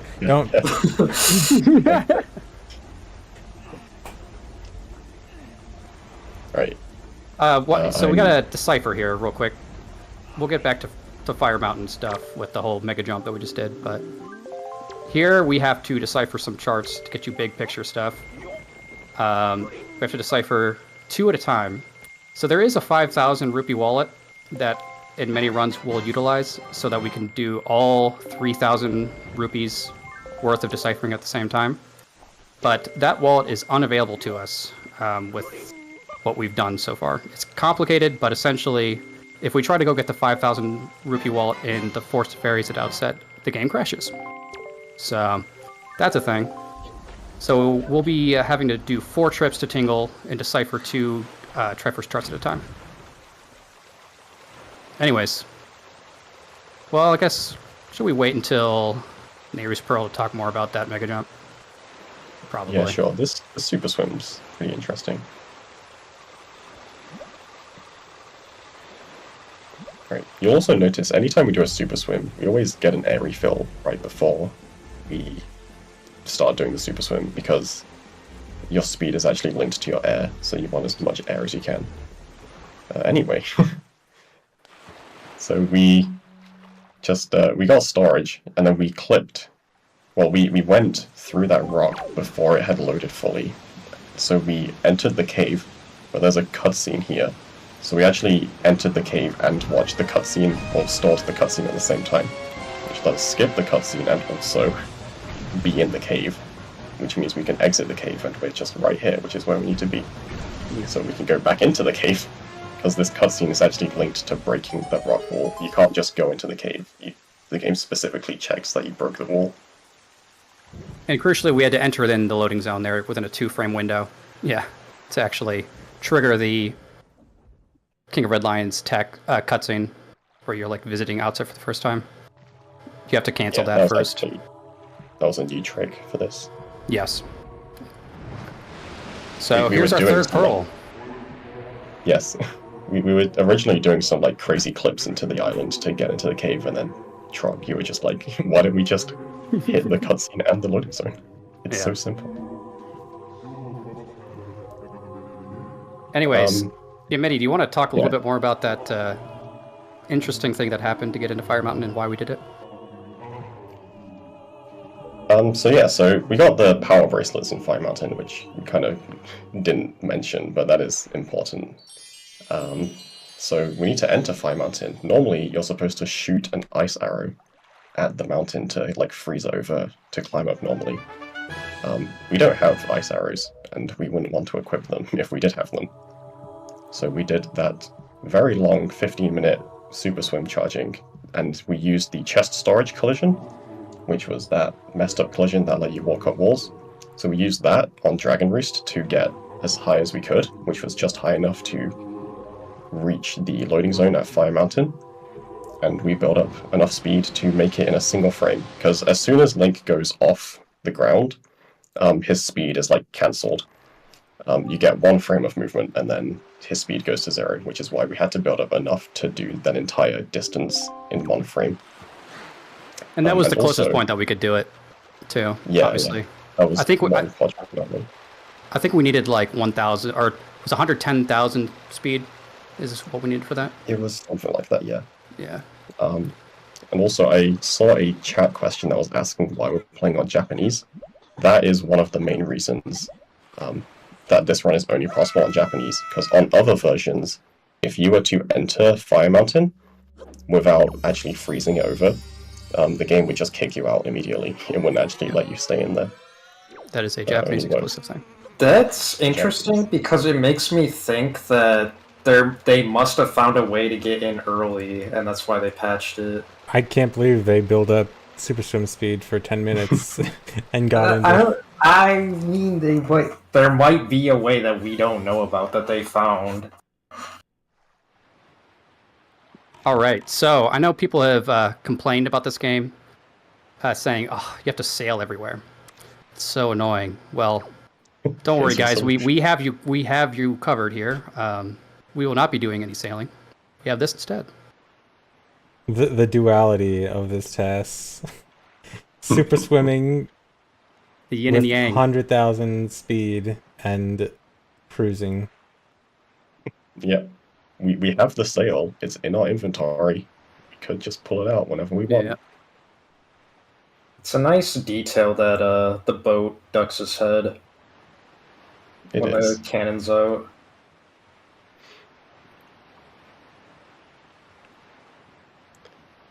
And you'll notice when we, first of all, that super swim clip into that ice block was super cool. Minnie, I think you found that, didn't you?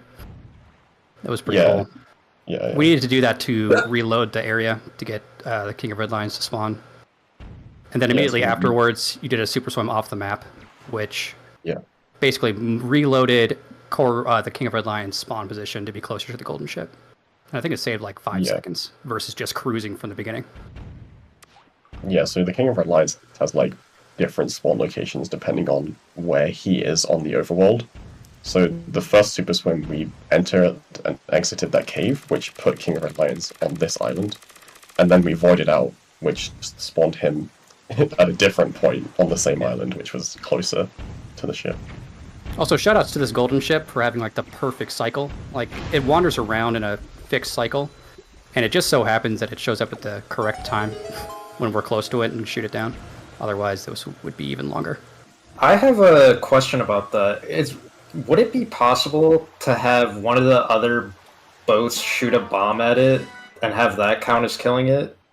Yeah, you could. The It problem is. is that the AI in this game is competent enough that it's never going to miss by that much to actually hit the golden ship unless you are like standing basically between you and the golden ship.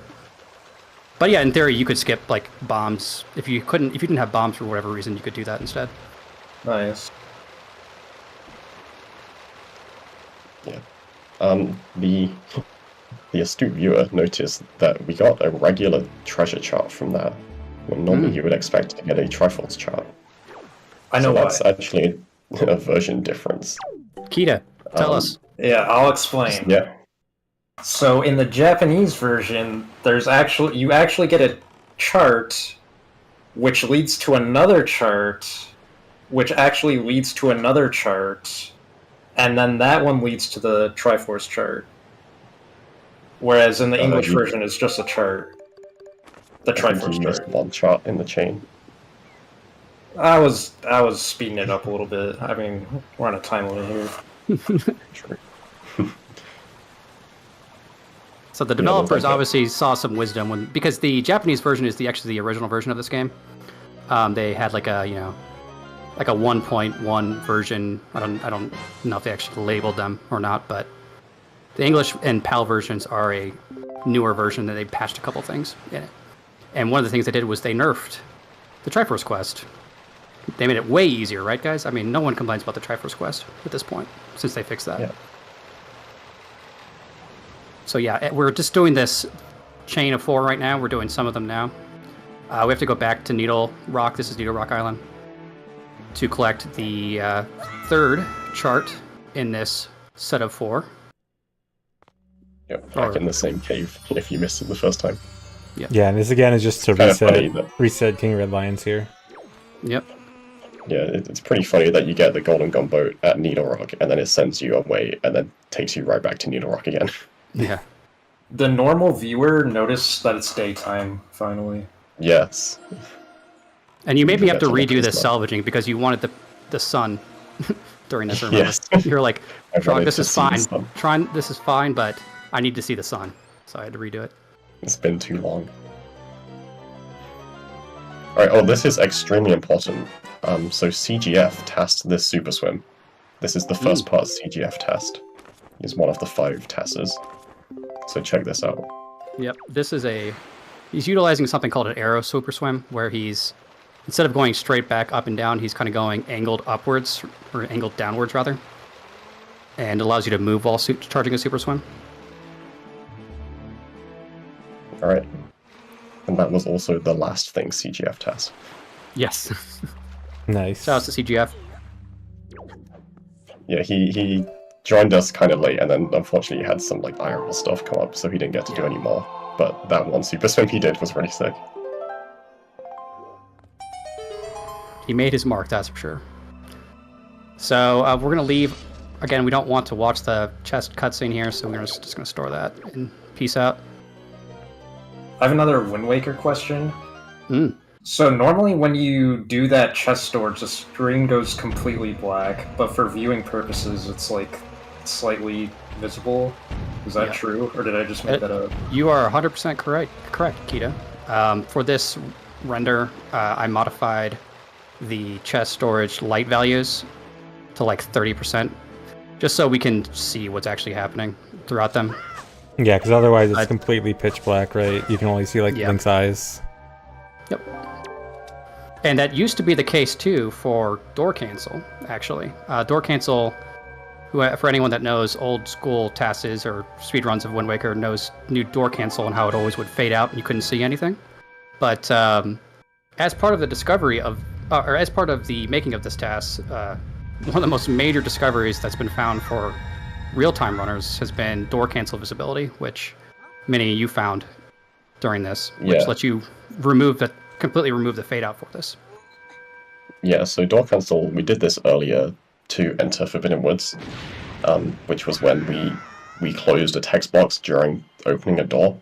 And so normally when you do that, the like fade out from the door just continues and the game completely fades out. You can't see anything. And I just happened to discover during making that segment that if you close the text on a specific frame, you can actually just avoid the fade out. And so we actually just do that in RTA runs now, and there's been like a huge time save for any percent. So,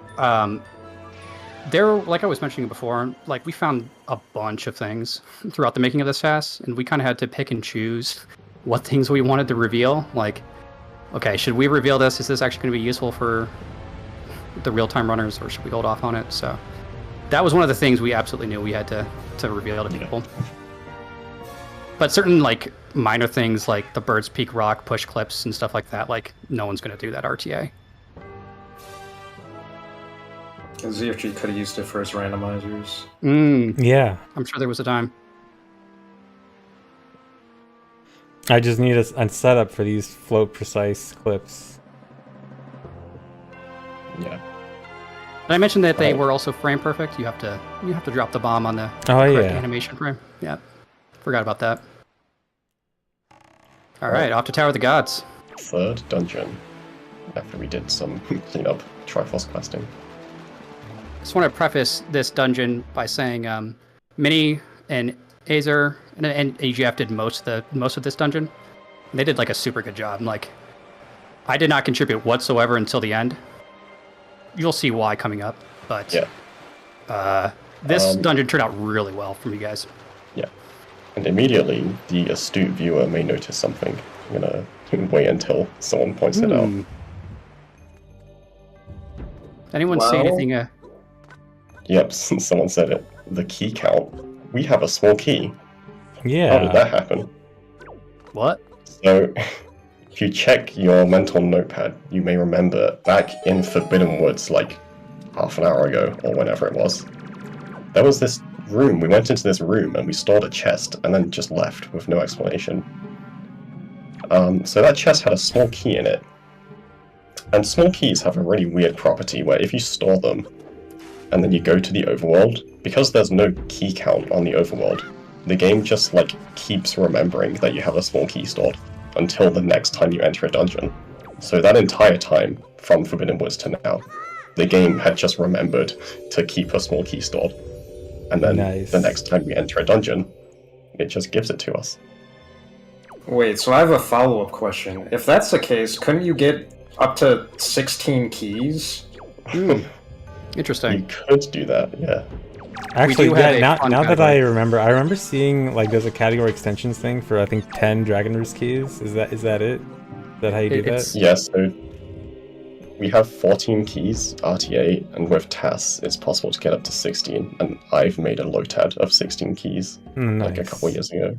That definitely worth a watch after you guys are finished with this. If you still need more Wind Waker content, definitely check out that one.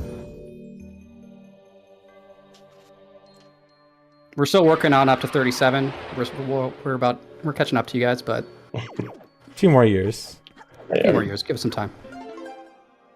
16 is pretty good given that there's only 12 keys in the game. Wasn't it 69 keys last year? Am I remembering wrong? Oh yeah, it in was PvP. Gerudo Training Ground specifically had 69 keys. What? Total That's count was like 120 something. Or no, it was like just under 100. Wait, no, I don't remember now. Don't trust my numbers. All I know is that Gerudo Training Grounds was 69. That would be all you know. Yeah. So the layout of this dungeon, how it works is the first floor we obviously just skipped by super swimming through a waterfall. That's Yeah, self-explanatory. we forgot to talk about that, didn't we? Yeah. The second floor is not skippable. There's no really skips to it, like large, big picture skips. We have to collect all 3 of the statues and bring them back to their pedestals. But there's lots of little micro tricks like these very precise side hops that we've kind of talked over that are not as easy as they look. And Yeah. here we have something kind of cool coming up. Yeah, so you're supposed to go fight the mini boss right now, and you get the bow. But we don't need the bow, so we're doing a bunch of clips out of bounds with the statue. Oh, we nice. stand on those moving Platform's still platforms there. while they're out of bounds still. Yeah, Yeah, I we can figured just- after you did a super swim to skip fire and ice arrows, I figured bow is probably going to be skipped as well. Considering I don't in know this how game we're you supposed don't. to. I don't know how we're gonna fight Godan though. Actually, yeah, that's a good point. I'm pretty a sure great bow point. is required for Godan. We'll have to see. It's also required for Ballad of Gales. Yeah, and I don't know how you wouldn't want to play this game without warping around the world, right? yeah. How are we meant to get around? Is that all? Just those 2 things? Or is it used for something else? Besides, like, fire and ice arrows. I'm sure there's some switches somewhere. There's some like puzzles that you're supposed to have fire arrows for. Name Enough 10. Name 10. You need them for Ice Ring as well, if you want to get Iron Boots. So here's one of the coolest skips coming up that got found for this. Yes. This Take it took away. me like a day to do. I'll just let this play out first. This was extremely annoying. So, during the first two statues, Aza actually discovered a new trick with the statues where if you pick up the statue on a certain frame of its hopping animation, it kind of stores a jump. So the next time you let go of the statue, no matter how you let go of it, it will kind of jump forwards. So for example, there, I got hit by my bomb, which boosted Link onto the ledge, but because I also had the statue hop stored, the statue also jumped and barely made it onto the ledge as well. And having that set up was really awkward. You see, I had to throw 2 bombs onto the scale because they actually like weigh the scale down, because one bomb would make the scale tilt too much in one way. Was that it clip was a really just to nightmare. save like 1 second? Yes, Yes. DFP. It was. Again, Beautiful. shoutouts to EJ Mini and Azer for this whole dungeon. They did a really, really good job on it. I, in the meantime, was working on preparing for this fight coming up, which we don't have bow for, so something weird is going to happen Yes. if we want to get past it. You'll be able to figure Trog after you see the Godin fight. Yes, I had no time to help whatsoever. We had to come up with a plan for this. Some more bomb drops. Actually, you did TAS one part of this staircase as well, didn't you? Oh, yeah. You used a little bit of a bomb displacement again to get through the lasers here with a backflip. Okay. We made it to Godan. Alright. We do not have bow. All we have are Wind Waker bombs and grappling hook. It is Surely very grappling fortunate- hook works. Yeah. So, spoiler, a 5-second spoiler here. We get storage here, which is something new for this, which we'll be utilizing. But it is very fortunate that bombs actually deal damage to Godan. You have to toss them into his eyes to get him to actually deal damage. It's just barely possible, if you RNG manipulate this correctly, for his head to dip down low enough. You can toss bombs at the correct time and have it explode midair. So the first thing we're going to do is we can move around during this cutscene. So we can start chucking bombs at him mid-cutscene.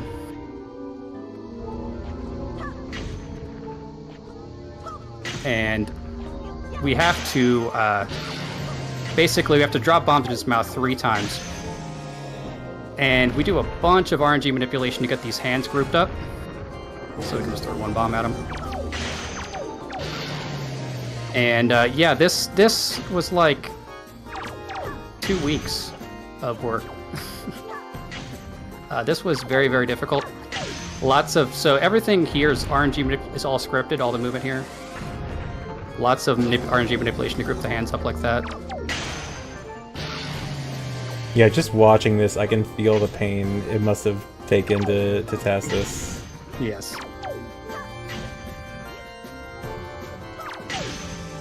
Just absolutely incredible. Completely Trog. That was. Yeah, that was amazing. I did nothing. No But one else did actually- anything. That was. That looked like it might have been faster than using the bow also. Would it be? It vanilla wise, like a glitch list, it's probably about the same. But Okay. with the storage strat, which you're going to see come into effect here, because it lets us enter the portal again faster. I think with bow, you could probably skip the first phase entirely Oh. during the cutscene, like as it's playing out. With bombs, you don't have enough time. I love being able to hit the warp early. That's so nice. Yeah. Yeah, I think. Oh yeah, this trick is uh, always cool. The early grappling hook there. Oh, yeah. If you No- didn't no have bell grappling ringing. hook, would you be able to do anything about that, or is it required?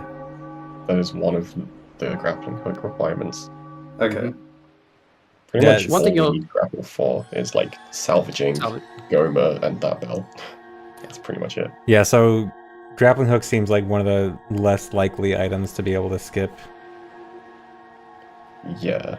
Yes. Yeah, unlike some other low pause challenges in other games, like Minnie was saying at the beginning of this, we can't utilize any like pause tricks or glitches to like get cheat additional pauses or additional equips. So a lot of this, what makes this category so interesting is that we kind of have these roadblock items that just eat up a slot into our inventory that we have to use, like one or only you have to use a couple times, but are hard required. And so in a lot of ways, we're kind of working off of just 2 slots most of the time in this kind of category. So that's kind of where the challenge part of this comes into play. Is we kind of have this grappling hook, which is actually going to have some pretty cool uses coming up, but primarily just because we're forced to have it equipped regardless. It's mostly dead weight otherwise. I like the idea that you said that's where the challenge part comes in, as if like the craziest stuff hasn't been happening the whole time. Yeah. That was all easy. It's because we had to use grappling hook on the bell that this is challenging. That was the hardest part. Alright, yeah, we're in Hyrule. So casually, you have to do 3 trips to Hyrule. You do 1 now, 1 after Forsaken Fortress, and then 1 to go to the end of the game. And these are all required. Yes. Because there's no barrier skip, to break the barrier, there's like basically just a huge string of story flag requirements. Yes. This which isn't like essentially Ocarina closed of Time. This isn't like Ocarina Yeah. of Time where you have like, oh, let me just check for 2 medallions to give you light arrows. No, there are like 6 different flag checks for you to be able to Yeah. break the barrier, and they're very not obvious in a lot of ways. You have to watch very specific cutscenes that you otherwise, in a glitched setting, would seem trivial to skip otherwise. So, and one of them is pulling the Master Sword cutscene here. You have to watch that. Otherwise, you could do everything else, and the barrier won't break. So this part's pretty fun. We have a trick called Puzzle Skip to skip this, but it requires the Deku Leaf. In this one, we actually don't have a way around, or at least we don't have a fast way around it. So we're just doing the puzzle. But we are doing some fun storage strats, which you'll see after we finish it. And also, we found this really weird thing where the game can like force Link to let go of the block mid-pushing it for some reason, if you grab it in the right place. We don't really understand it, but use that to optimize it.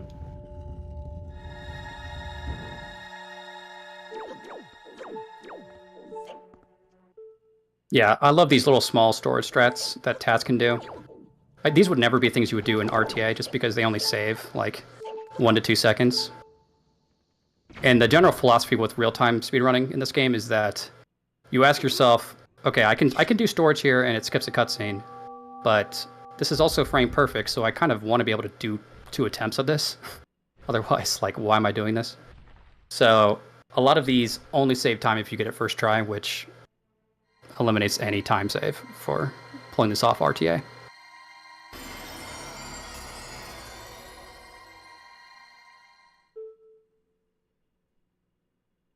Alright, Master Sword.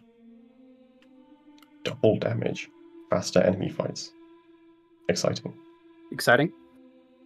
The Master Sword is also going to be really useful for combat, not because it does damage. Well, it does double damage, which helps. But another reason is that we can actually auto-detonate bombs without getting hit by them. So if you're very precise and you stand far enough away from a bomb, you can slash at it and have it detonate without getting blown up by it. Oh, so the Can't hitbox do- is actually bigger. It's actually bigger than the radius of the bomb itself. Yes. So why that's useful is that bombs do the same amount of damage as a quick spin, as the 4 damage essentially. So Master Sword, quick spin, or jump slash does 4 damage. Bombs also deal 4 damage. But bombs don't incur any hit lag. So we can utilize killing enemies with bombs instead of quick spins to save that hit lag frames. And they save like 6 frames each. yeah, combat gets pretty weird to optimize later on. Yep. Now we have quarter health again. Yes. I wonder what it's going to be used here. Yeah, so this would be a great time to show off all that combat stuff we just talked about. You know, you're Yep. supposed to kill all these enemies after you get the Master Sword, but apparently we're doing something else. He sounds like he's giggling.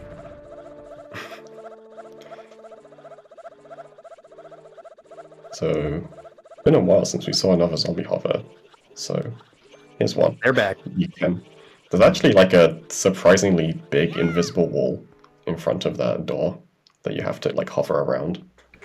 But you can get to the loading zone and rip Link.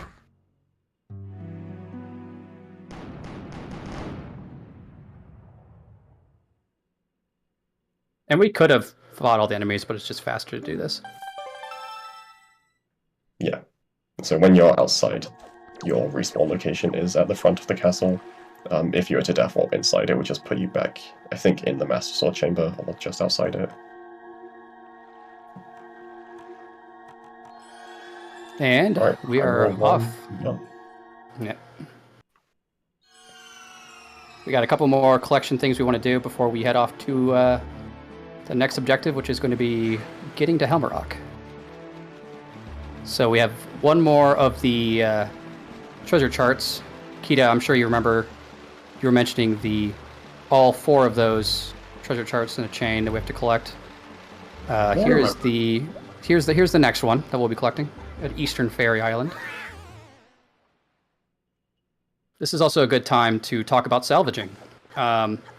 Salvaging is RNG, because of course it is. You have 3 different values for how deep the chest can be in the ocean. And obviously, each one I think wastes about 1.5 seconds each, depending on what depth you get. So you want the shallowest depth RNG. And then also how long the chest takes to get salvaged after you connect with it is also RNG. So you're going to be seeing some like weird camera movement happening while we're cruising to the chest. And that's because we are running a salvaging Lua script that essentially cruises to the spot and performs random C-stick movements to manipulate RNG, do the salvage, and then check to see how fast you got it. And then you run that 10,000 times and find which one ended up being the fastest. Sounds fun. Wait a day, let it salvage 10,000 times, come back, and it can like save you like 15, like almost a second each if you get a really good fast one. So we need more rupees. Again, I don't see the problem with rupees in this game, but we should talk a little bit about how this works, yeah? Yeah, so this is like surprisingly really fast. So around this island there are a bunch of these pots which have blue rupees in, and you're supposed to like use the boomerang to break the pots. But you can just super swim into them and collect the rupee. And Aza was the one who like first like thought about using this for rupee farming, and it was like a fun idea. And then he tasked it and was like, wait, this is actually crazy fast. It's like way faster than other rupee farming. That's methods actually for a task. super satisfying too. It's a very Yeah. nice method. So the rupees, is the rupees like it's not an actual physical rupee, it's like you get the rupees by passing through a certain space, is that it? Yeah, there's an invisible trigger around those Yeah. barrels that if you get within it. There's actually 2 triggers that you can actually get double rupee glitch. You can get like, they count for 2, but anyways. So could you also continuously pick up those rupees like in the boat with boomerang normally? Or are you like skipping hitting a trigger that makes the rupees not be given to you again? I think if you break the pot, you can't get them again. Okay, and then the normal way you're That's supposed to do it is to break the pot? Yeah, I might be wrong about that. I'm not sure. Anyway, Trog, that That was a lot that maybe just not happened there. All of a sudden we are in Helmrock's chamber here. So yeah, we had chest storage from Crescent Moon after we did the farming of the rupees, and we super swam to Forsaken Fortress, and we did a glitch called a weird clip, and I think there are people here that know Ocarina of Time Majora's Mask, I would assume, and they would be familiar with what a weird shot is. We have lovingly called this technique based off of that. I don't know if it's anything similar to it whatsoever, because quite frankly, I don't know how it works, but it's essentially a way for Link to like get teleported way below the ocean, like way below the floor, and like end up popping up right into the next area. I don't know. It's so weird. But we can use that to clip through a wall, and then we can use the chest storage collision to climb all the way up top. So yeah, it's really weird. I don't get it either, but it's something like if you're like on a slope with high speed, the game like messes up its calculation for where you should be on the next frame, and so if there's ground there, you can just kind of go through the wall.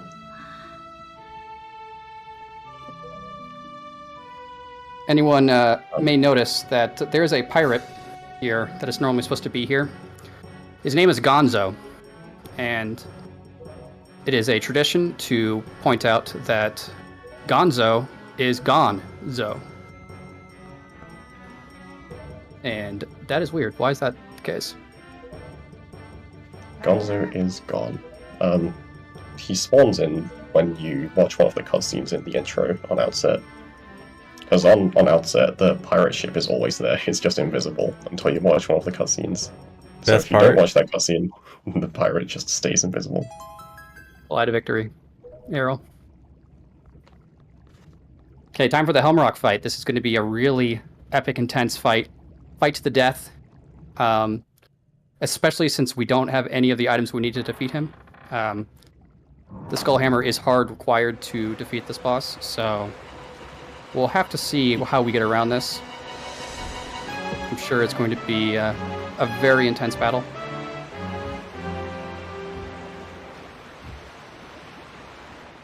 This is where delivery bag comes into play. It does. The equip, finally, to Mama's letter or whatever.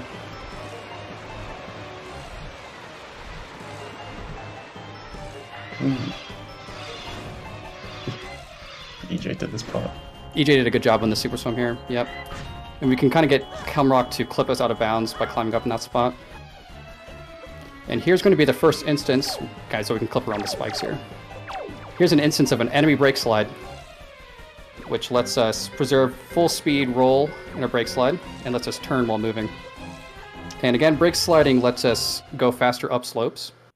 And that ended up saving, I think that's 2 seconds faster than just rolling up the slope normally. Yeah, that's how crazy brake slides are. That's how crazy that kind of brake slide is. Yeah, because when you roll up a slope normally, the game, like, it takes away a bunch of your speed. But because a brake slide has negative speed, it applies it as if you're going down a slope instead. So the negative speed lets you basically keep your full speed.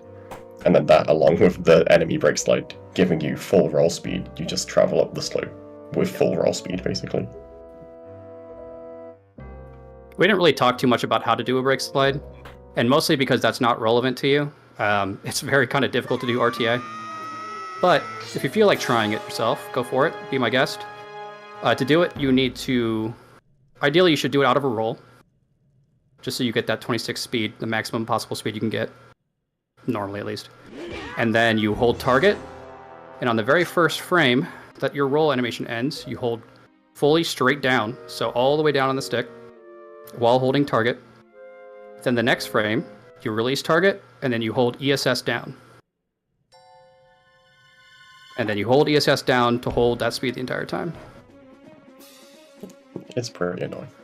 Yeah. I have a Wind Waker question. Fire away. So there's a lot of normal viewers in the chat right now that notice that Link's outfit changed. Ooh, that's a great point.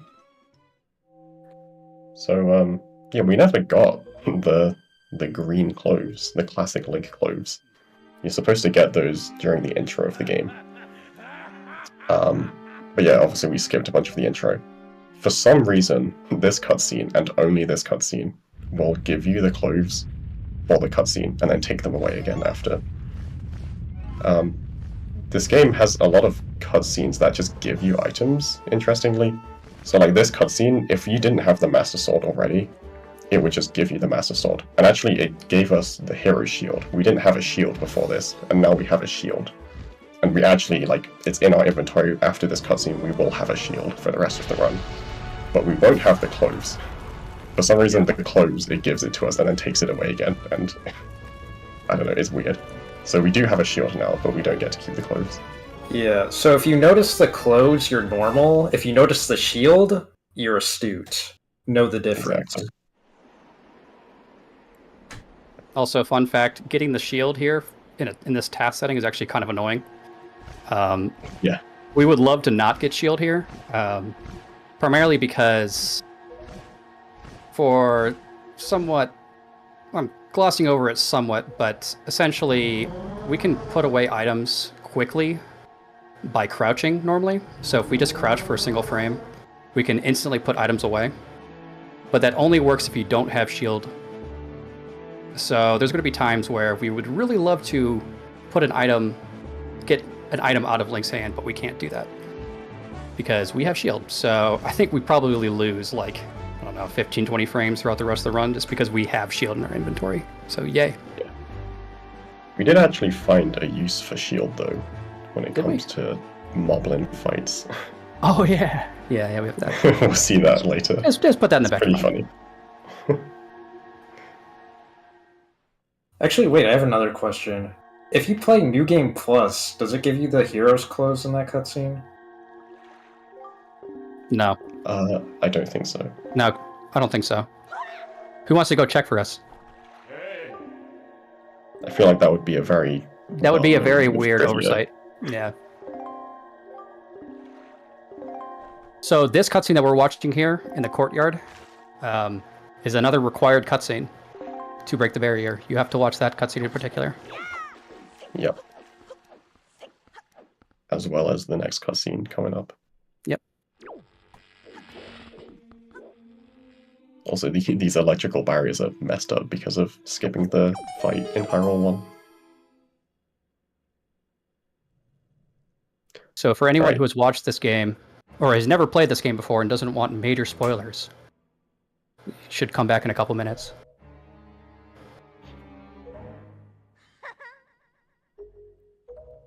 There's going to be some major lore bombs coming up. It's fine, I can't read. Good point. It's fine. Everyone Kind of- knows by now that Sheik is Zelda. Wait, what? Zelda. Oh, I'm sorry. Did I spoil?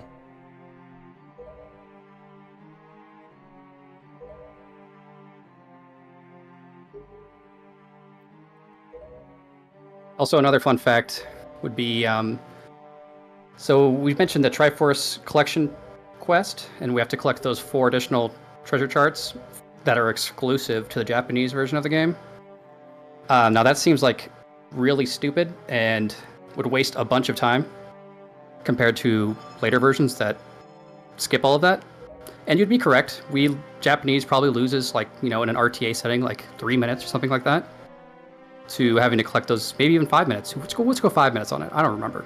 But anyways, despite that taking, 5 minutes of additional treasure chart collecting, the Japanese version compared to English is still like 15 minutes faster just from text alone. It's absurd. The text in English, once you're used to Japanese, coming back to English is a painful experience for how much slower the text goes.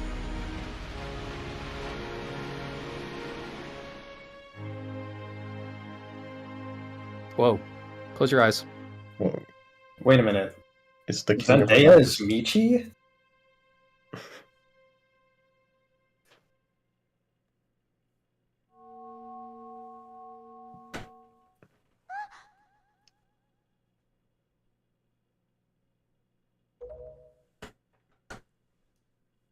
This is my least favorite part of the entire game. I hate that Tetra, the best character, just got deleted, like, including her personality. Yeah, kind of sucks. She comes hurts. back at the end though. During the credits.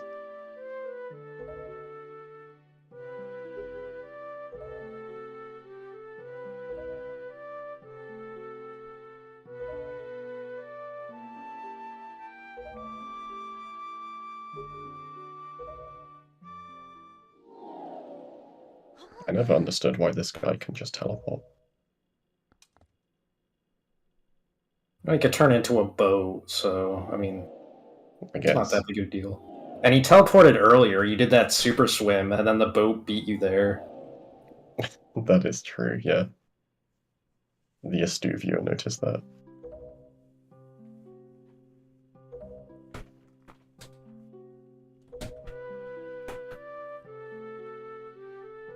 I don't want to foreshadow too much here, but just to give you a little bit of a heads up, the next part was almost ruined by the fact that we had shield.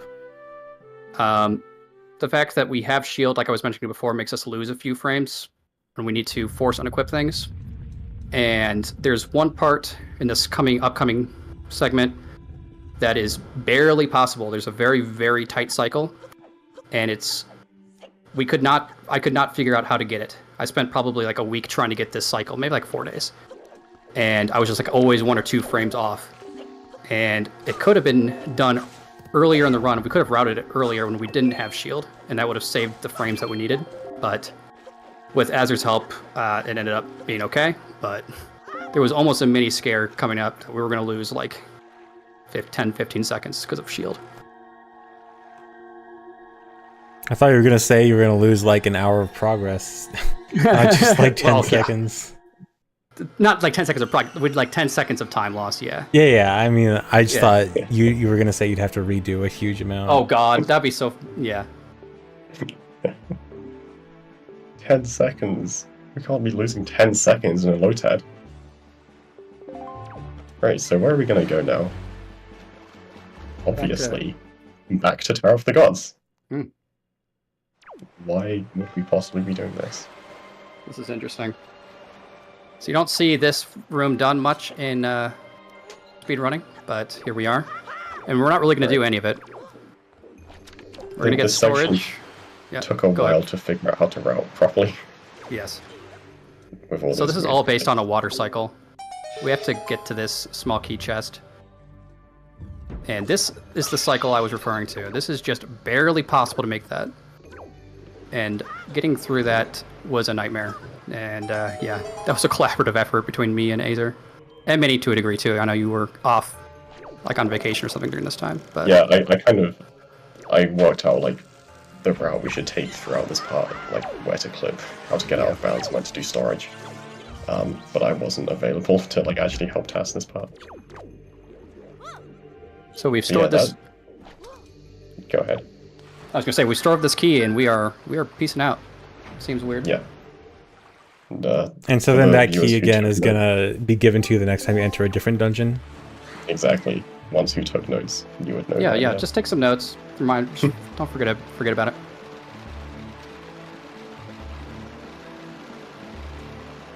There was a nice little mid-swim air refill.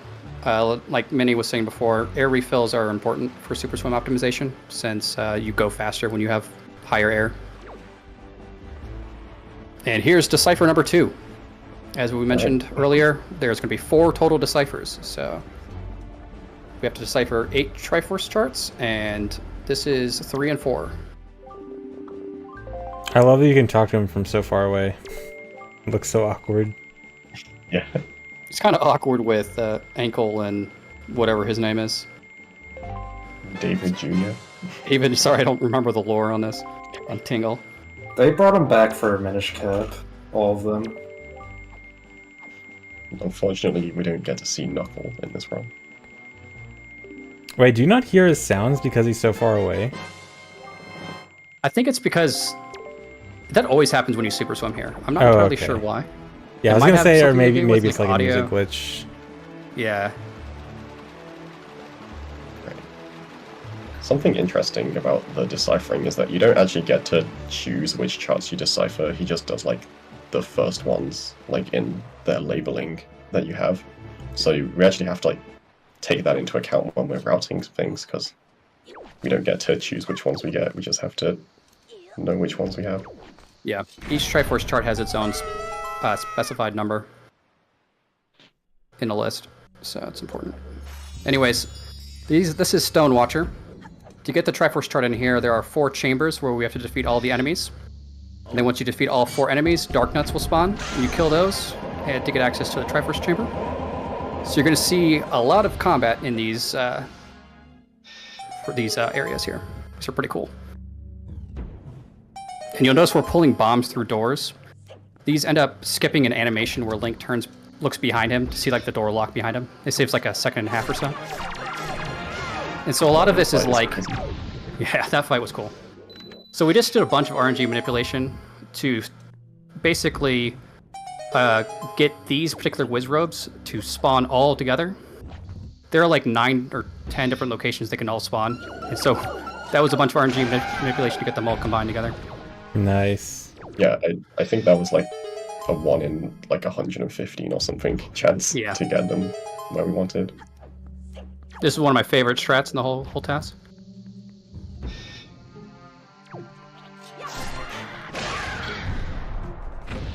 Love that one. Yeah. And the Dark Nuts, how you kill Dark Nuts, especially when you don't have ice arrows, is kind of complicated. But we'll just watch it first.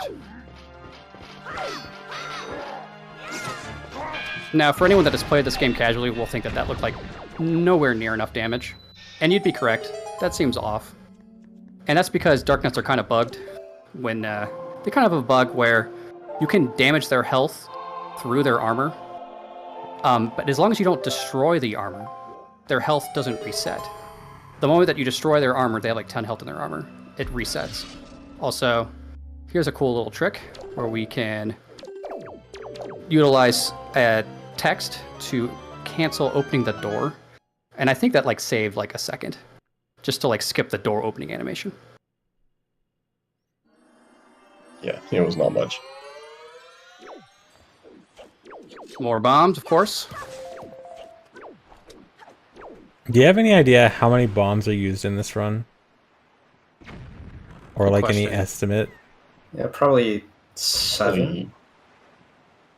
Probably Yeah, around something there. like that.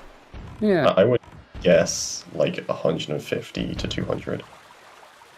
Maybe not that much. Maybe like 100 to 150. Yeah. And bombs are really, they're interesting in this game, right? They're not broken. You would think they're not broken, like, you know, Ocarina of Time, Majora's Mask. As Kita has lovingly put it in past, he said that, you know, bombs are like your ammunition for glitches, right? In Wind Waker, that's really not so much the case to a degree. But bombs are really useful for micro optimizations. Yeah. Small time saves, small frame saves. If you have them equipped, you should almost always be using them in a task. Yeah, ammunition for time save. Ammunition for micro time saves.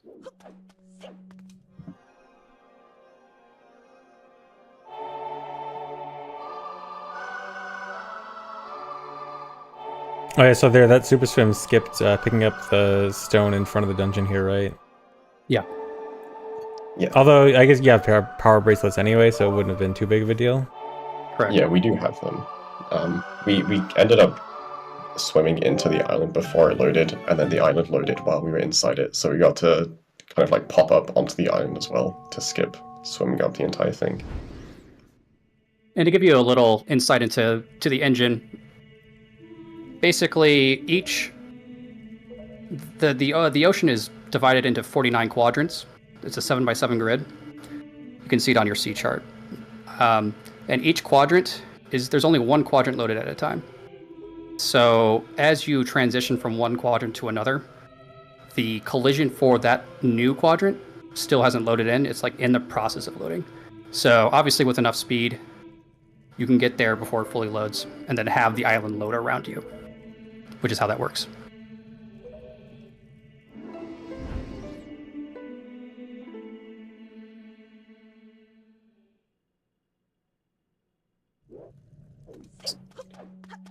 Okay.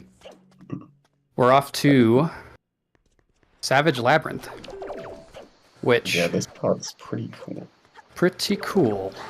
Which has another version difference. ZFG, take it away. I actually do know this one. I think in Savage Labyrinth. Actually, wait, isn't this version difference only for 100%?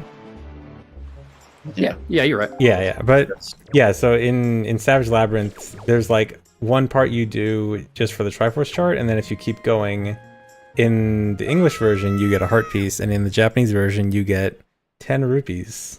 That's correct. Yep. So here's something Alright. brand new. Never before Yeah. seen. I So, missed it. Could you do it like 50 more times? so yes. Savage floor skips have been something that have been theorized and dreamt about for Wind Waker, but until this task have not been done in the original version of the game, that is. It turns out it's just barely possible with a push with a bomb, and sometimes with the assistance of an enemy like that one there, to get pushed into the grotto. Seeing Wind Waker runners in chat like, wait, what the hell? Yeah, like, why are you just now telling us this? That's because it's really precise. This was one of those things that we were kind of debating, should we reveal this to people? Well, turns out it's way too precise. Yeah, for some of the later flaws, we found an easier method which we did tell people about, because it is actually viable, but this is absolutely not RTA viable. We're doing a double bomb push, one thrown against the wall, and then taking damage from an enemy to get invincibility, and then a second bomb. So coming up, we mentioned shield was useful. Yes. Oh wait, I think one more floor? Oh, Yeah. I got this yeah. Bokoblin floor, and then shield is useful. Turns out, I learned a brand new attack. I learned something new about this game. It turns out if you hold shield nearby a moblin, he has a special shield animation. And it does 0 damage for whatever reason. So it's a way of getting invulnerability frames without taking any damage, which is interesting. Anyways, we need more health, Yeah. because None of us we're have doing ever more of seen them. that attack before. And we got one more skip here, and then you're going to actually see something that you haven't seen yet. And this is Savage Labyrinth Combat. Yes. This is one of the floors where it's debatably faster to do the fight skip, just because the chews are so slow. Yeah, the green shoes in particular have like this super slow action before the things like attack. Oh, hold on. Audio is apparently crunchy again. Pause it. Yeah, I'm gonna pause for a second. All right, sorry guys, we gotta fix Discord audio. I don't know why this is happening. I just have to reset Discord. Let us know what time Hello. stamp you have, ZFG. Okay, chat, is everything good now? Can you guys talk for a second? Yeah, I'm done. Chat, is everything good? No, apparently. No, okay, I have to fully restart. Okay. I have to actually end task in Task Manager and then restart Discord. All right, so I think it's happening like every hour, so this will probably happen at least one more time.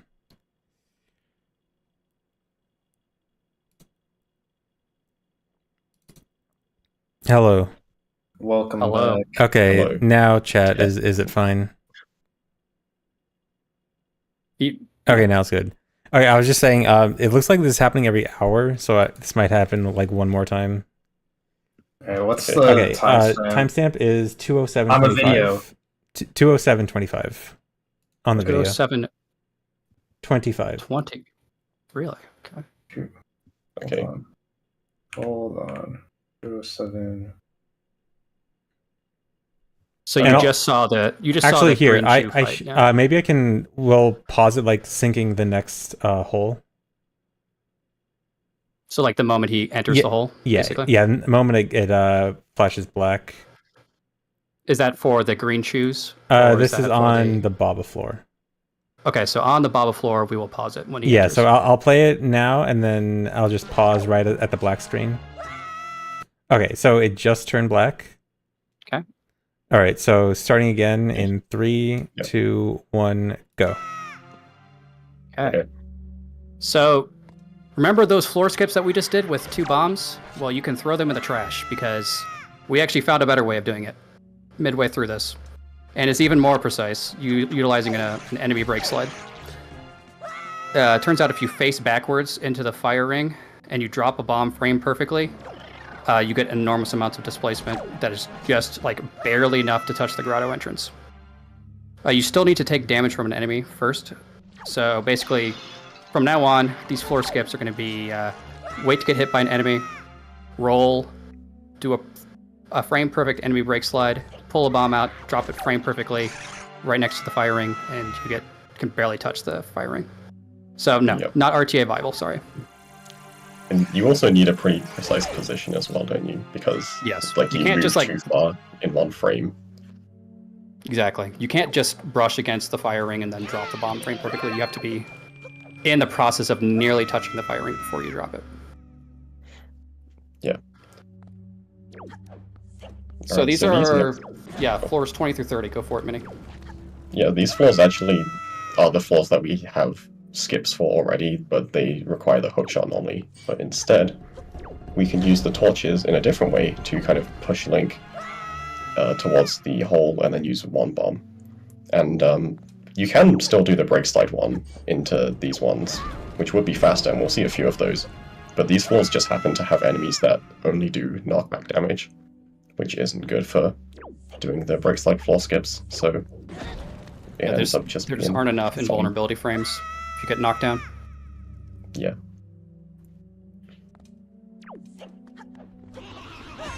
So yeah, like here we get these bubble enemies, which are good for the damage without knockback.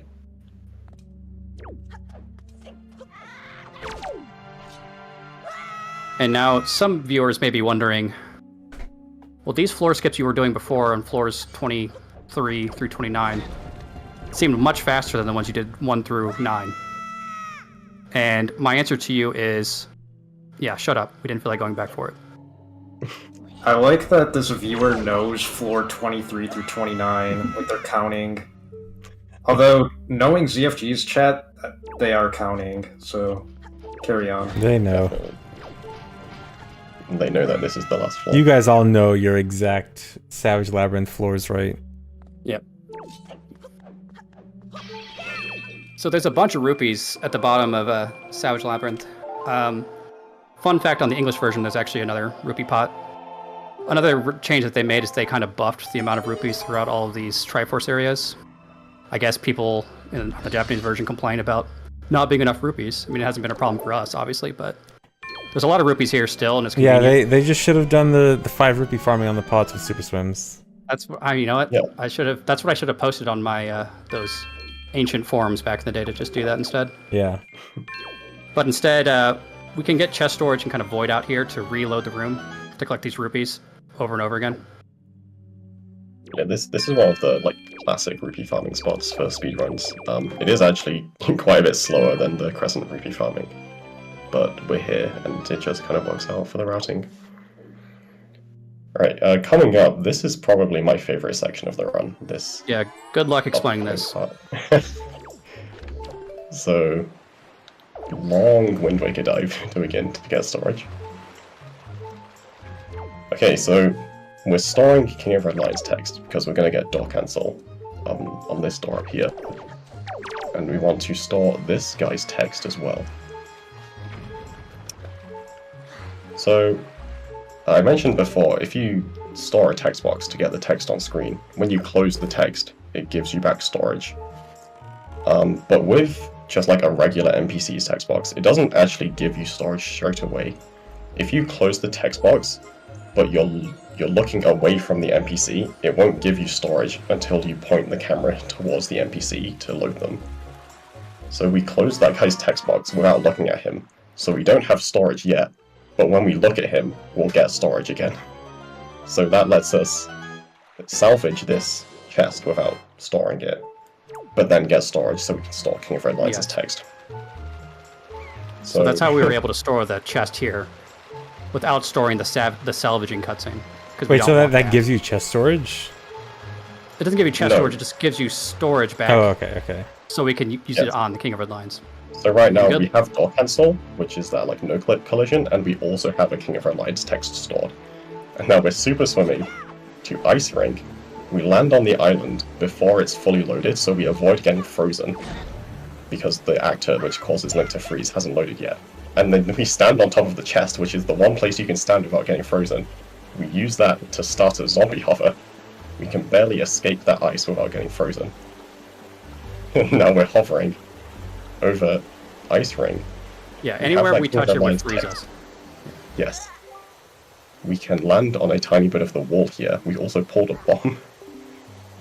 We close the text. The bomb force pushes us, which activates fake death, which is the same trick we did in Forbidden Woods. And we can hover and hit the loading zone. The "Would you like to continue" text comes up, which refills our health, and that is how you enter Ice Rink. Nice. There's a lot going on there. Yeah.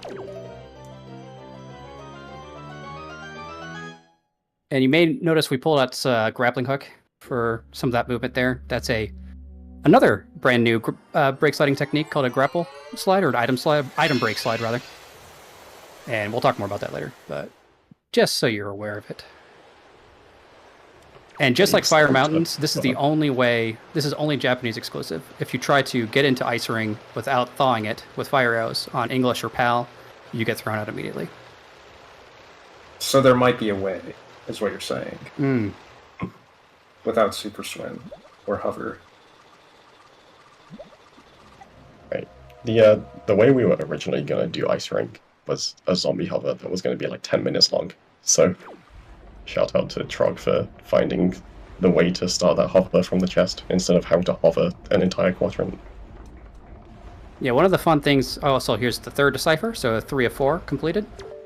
One of the fun things about a challenge category like this is that you can't know everything until you get your hands thick in it. So a lot of things got discovered midway through this task. The Savage Labyrinth floor skips are a perfect example of that. We just kind of started testing as we got there, and lo and behold, we found it. The Ice Ring thing was another like big question mark into this task. It's like, surely there's a way to do this, and yeah, it turned out there was. That treasure chest that we stood on at Ice Ring is the only collision that you can stand on that entire quadrant that doesn't freeze you. So we're very lucky that that's possible.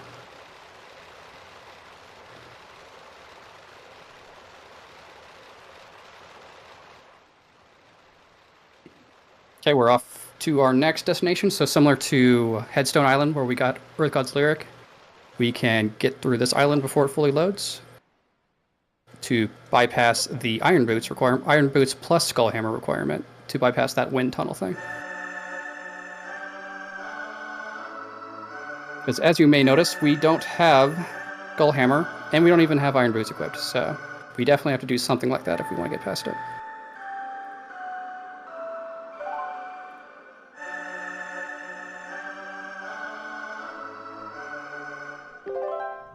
Right. This And to is give the you guys... song you- Yeah, go ahead. This is the song you need to get Makar. We also got the one for Medley earlier. Yes, that's what I was going to say. Is these are hard required for this. There's no way to get through the dungeons of Earth Temple and Wind Temple in this particular setting without these songs.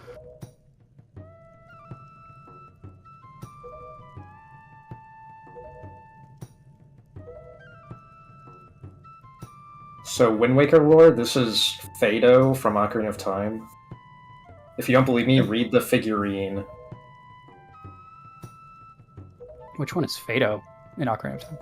It's the girl with the blue rupee that you jump slash to the bridge for. Wait, that Kokiri's a girl? I didn't know that. Well, the one in Wind Waker. I thought that was always a dude. But it's cool. Okay, we got to... Minnie, I think you did most of the routing on this. So you've routed this nicely here, where we can get Wind God's Aria, and then there's one more salvage we can do.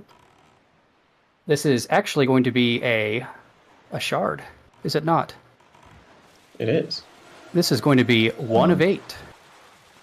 We Awesome. did get one Did we get one? at Stonewatcher Oh, already. and we got one at Outset. You're right. Yeah. Wow. Oh, this is So true. this is our third one already. Okay, I don't know how to count. There's a lot of salvages.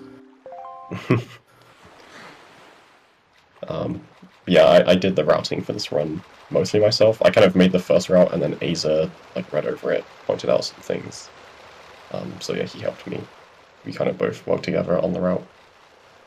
And also, Okay, we're low on rupees again, so Yeah, this We might one need to collect some more. did. Aza did the first one, I did the second one, and then Trog did this one, and they each just get better every time. Yes. After we get on land, just look at the rupee count and see how long it keeps counting up. Yeah. So like, he stopped getting rupees at like 500. It's still going. It's still going. Is that just the fastest rupee farming method, like, period? Like, in Yeah. any circumstance? Yes. Yeah, pretty much. I mean, when Azure first found it, I think we were like, it was like 20 rupees per second. And then by the end of it, by this version of it, when we finally started understanding how to optimize it really well, it got up to over 30 rupees a second. So every single frame, we're collecting 1 rupee, essentially. Wasn't it like almost 50? It might have been more. I could be forgetting. Overlook is really cool. Same with Stunwatcher. We have to defeat 4 rooms of enemies, and then we have 4 Dark Nuts to defeat. Overlook, aka RNG Hell. Yes. There was an RNG manipulation to get those bombs to spawn in the correct location. That was like a day's worth of work to get that RNG manipulation to work. What's this room? This is Stelphos. Stelphos. This was another day's worth of RNG manipulation to get the skulls to fly in the correct direction, so we can bomb them instantly. Here comes another RNG manipulation script to spawn the Wizrobes into the correct locations, and probably my favorite room in the whole, favorite combat room in the whole task. Yeah, this strat's sick. Yeah, like that.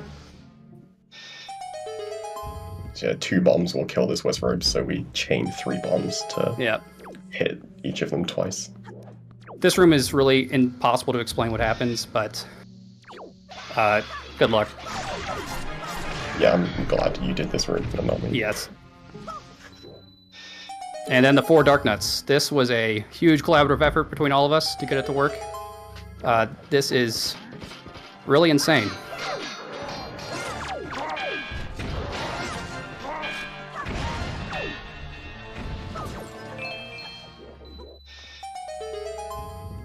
Yeah, getting those Dark Nuts to behave is a nightmare, to say the least. And then we're utilizing bombs, as you can see, to do the final hit, and that skips the lag frames, rather than using like a quick spin or a spin attack, or a jump slash, and that saves like 6 frames, like I said before. Another instance of text storage to skip opening that door, and we're off. Right.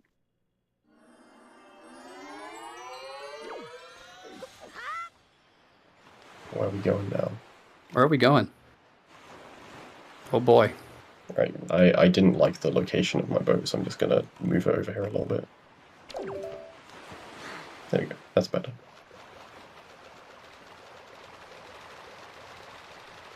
Yeah, just move it just a little bit. That's all we need to do. It was bugging me. Yep. So yeah, when we were at Needle Rock before, I mentioned that when you like void out in the ocean and respawn, King of Red Lions spawns in a new location, like based on where he is in the overworld. So we had to move him a little bit so that when we void out, he spawned where we wanted him to go. Because we're going to an island called 7-Star Isles, because we have to do a salvage there. And, you know, normally, whenever we have to salvage somewhere, we just kind of respawn King of Red Lions at that island. But there isn't any ground to stand on 7-Star, so there isn't actually any way to respawn on the island. So we actually have to just cruise the entire way.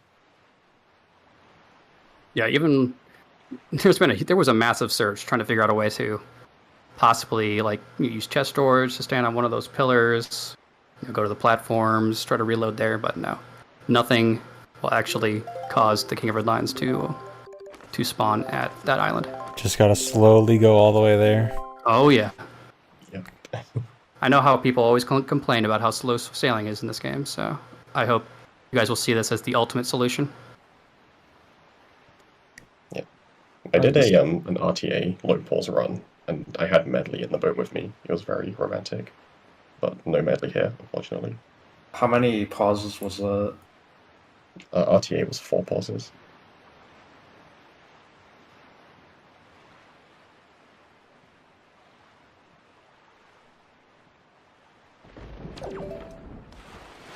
Another seemingly arbitrary spot to hop out of the boat.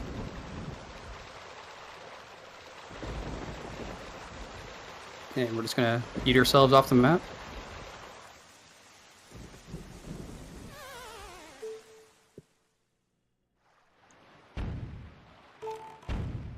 And he's just slightly move Coral slightly closer.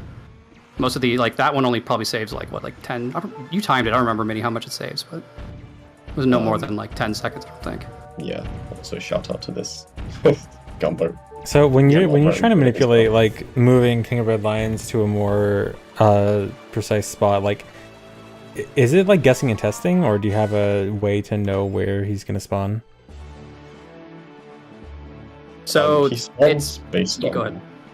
It's based on, like, the corner of the quadrant you're in. So, like, the quadrant, you split it into 4 more quadrants. It's, like, based on which one of those he's in. Okay. But there are also some other ones that I don't think we fully understand all of them, but there are, like, several other spawn locations. So coming I up, don't think- we have figure a.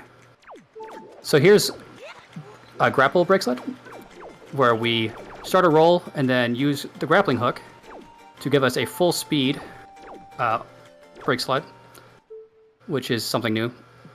The grappling hook, when you pull it out on the first frame that the roll animation ends, just for whatever reason, just preserves your speed perfectly. And interestingly, though, when you pull out the grappling hook, it kind of shoves you to the right for a few frames. And so it's not always useful, just because you need the space for it, and it just loses time being thrown to the right when you would rather go forwards, obviously.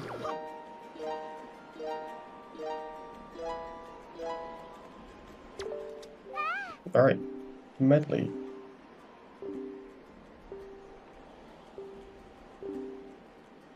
Lore fact? Last That's time. a liar. That's It right. is.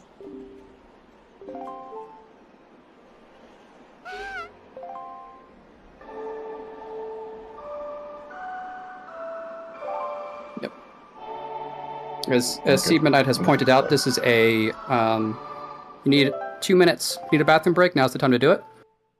We have a bunch of really cool stuff coming up that you definitely will not want to miss. So this is your Yes. bathroom break opportunity. Also, I think this is one of the cutscenes where we lost a frame, so your bathroom break is 1 frame longer. You're welcome. We did it just for you.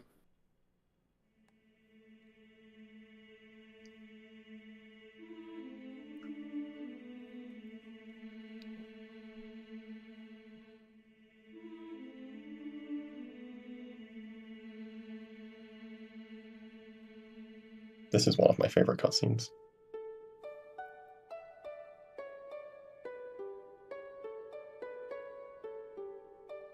Yeah, when you're working through a task, you don't really often like when you're playing through this game in real time, you don't often look at the fine details of stuff, but when you're going frame by frame, you kind of notice those obviously more.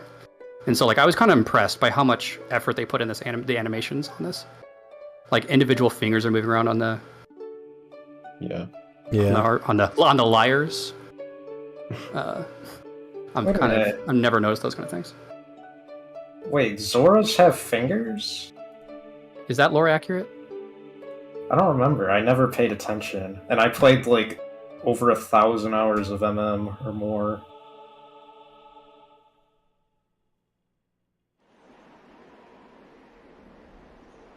We do have confirmation from the chat. They have fingers. Yeah, that shows what I pay attention to. Well, it shows what I don't pay attention to. It doesn't show what I do pay attention to.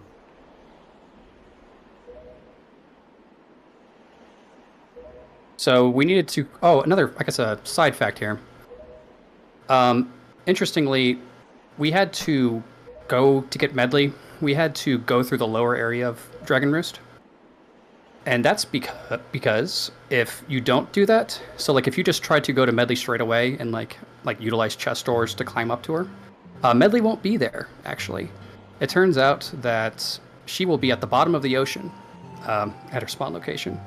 It turns out yes, we realized in the making of this task why that happens is because Medley is always loaded on the ocean no matter where you are.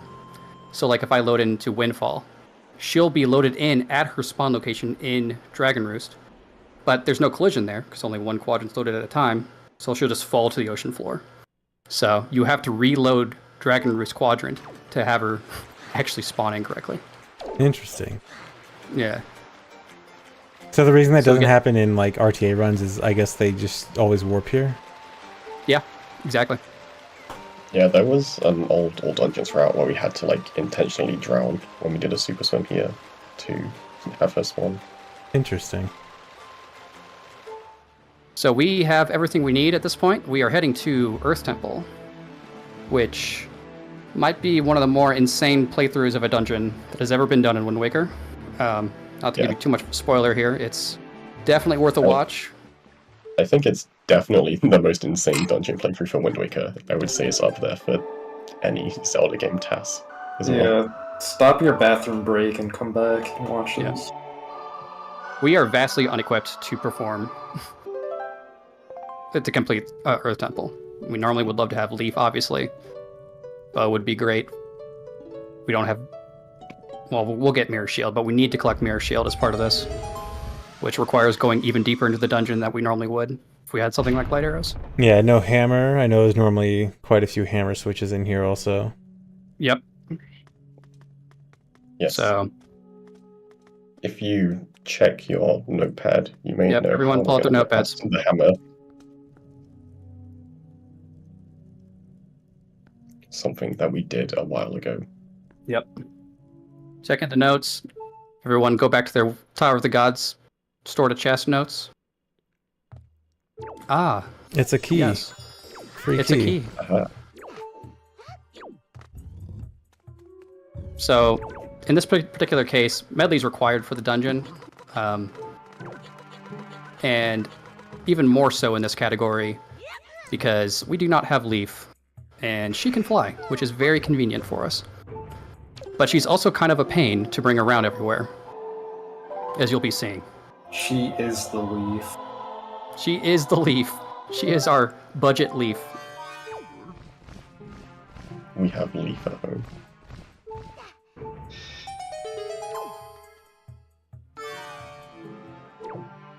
In this room coming up, we have to defeat all of the little chews in the room to unlock the door, and this room was pretty awesome between Minnie and I. Azure might have contributed a little bit as well, I think. Yeah, But we this use route is Medley. pretty cool. Yeah, we use Medley to freeze all of the purple chews. Blink and you might have missed that. And then while we're throwing them around, Nice. we pre-position some bombs to kill all the chews. And That's really cool. there's That one. and this is absolutely critical. This part here, Minnie, go for it. Yes.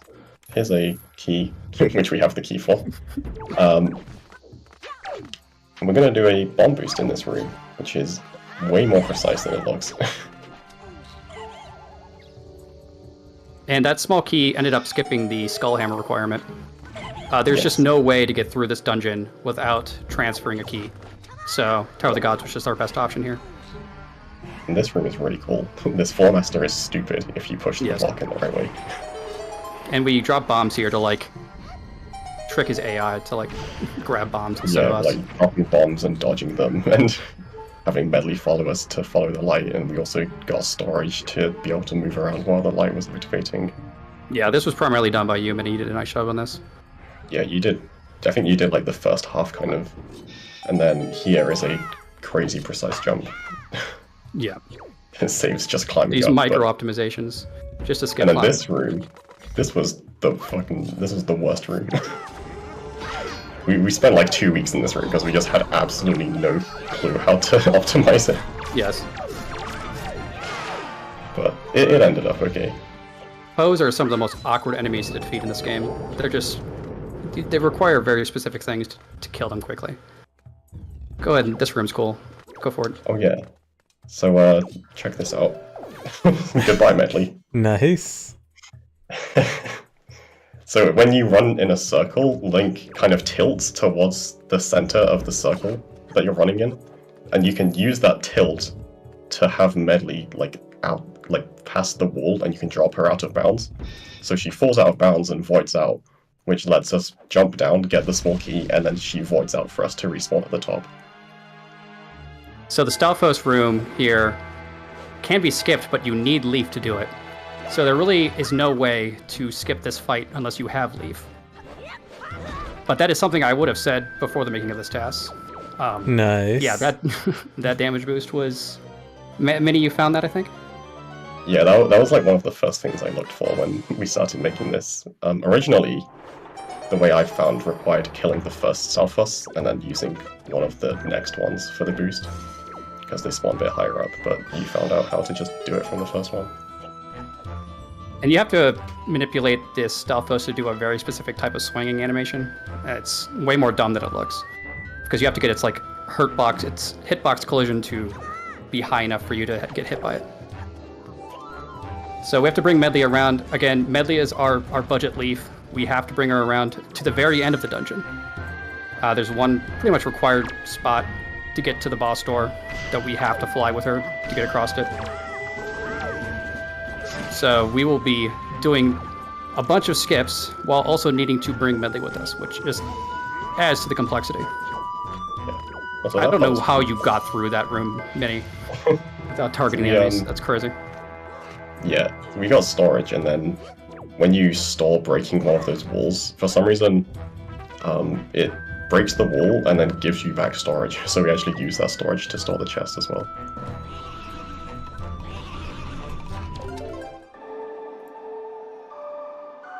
Minnie, I'm going to give you a disclaimer here, okay? Yeah.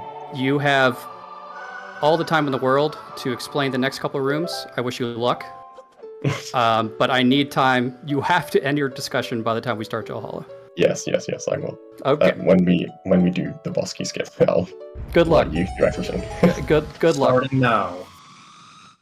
Okay, so we had to just play the song to break this stone. We never found a way past this, but that's fine, we have the song. This room is pretty fun. So I found that if you shine the light while Medley's still flying, she just kind of keeps flying through the cutscene. So she ends up right next to the door. And then we are just bringing Medley with us, avoiding these floor masters. And then this part's pretty cool. This is going to skip a small key. We can do a clip here with a bomb boost. So we actually slashed that bomb mid-air with like the back of our sword. And we managed to pick up Medley through the wall with our chest storage. And then this is really precise. The angle you need for this jump and position to land there without falling down. And then this room, I cannot explain what's going on. I'm sorry. I'll see if we have time to talk about it later, but just enjoy what you're watching. There is a lot. Yeah, this going room on is here. absolutely... It's just madness. Link is invisible. Neat. Self-explanatory. Yeah. Yeah, Of course. that's how you skip the Songstone. Just And Okay, take was that that from purely just to save time and it not like, saves yeah, like that's 10 saved. seconds. It's like it saves 12 seconds, I think. so it wasn't required. It was just to go faster. Yeah. yeah. Okay, we made it to Valhalla. So anyone who Talk knows over it. this fight knows how it works. So basically, Valhalla has 3 phases. There's 15 of these pose. You throw Valhalla, he breaks apart, and you kill 5 of them. The moment you kill exactly 5 of them, the phase ends. Now, normally it's possible to do it in 2 cycles. It's been done 8 years ago. It was done in 2 cycles by killing 6 pose or 6 pose on 1 frame. It was ridiculously hard, and it required bow. So doing it without bow is going to be even more insane. So what you're going to see here is a very optimized, at least I hope you'll agree, an optimized 2 cycle here. So here we'll just kill a few pros and then we'll start the next phase. Nice. Oh, Except, yeah, I lied. Yeah, Very so nice that was one a 1 cycle. cycle. That is one of the holy grails of tasking in this game is the 1 cycle Valhalla, which requires killing 11 pose on the same frame. Yeah, 11. Insane. Yeah, those pose all move around very randomly, so getting them to behave was a tall order, let's just say that.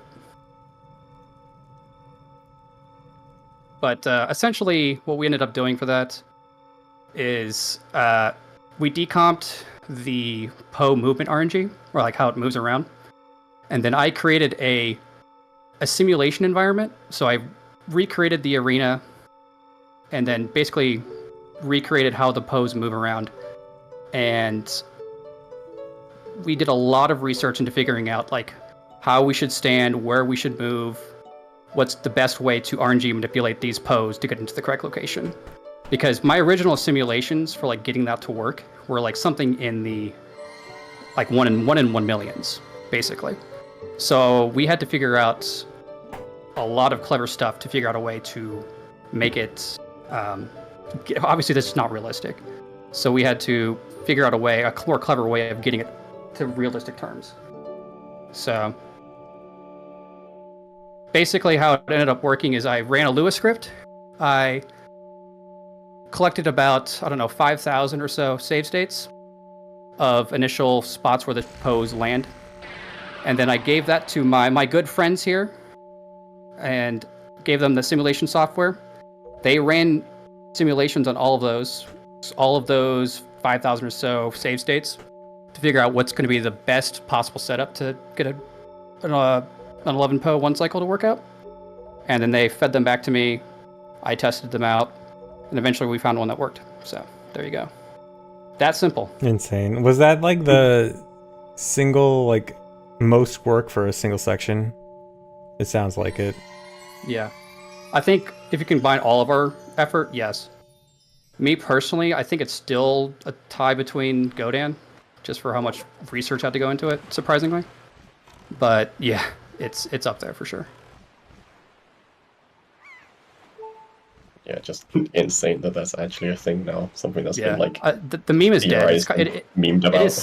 It is sad. But the meme is dead, unfortunately. Well, until Zero Cycle. Yeah. I think with Actor unloading you could do that. If you just unload all the pose. It might soft lock though. Anyways. I can't imagine that works, but maybe. I should also mention, that one cycle had nothing to do with two pauses. That was just purely a tassing thing. There was no reason we had to do that.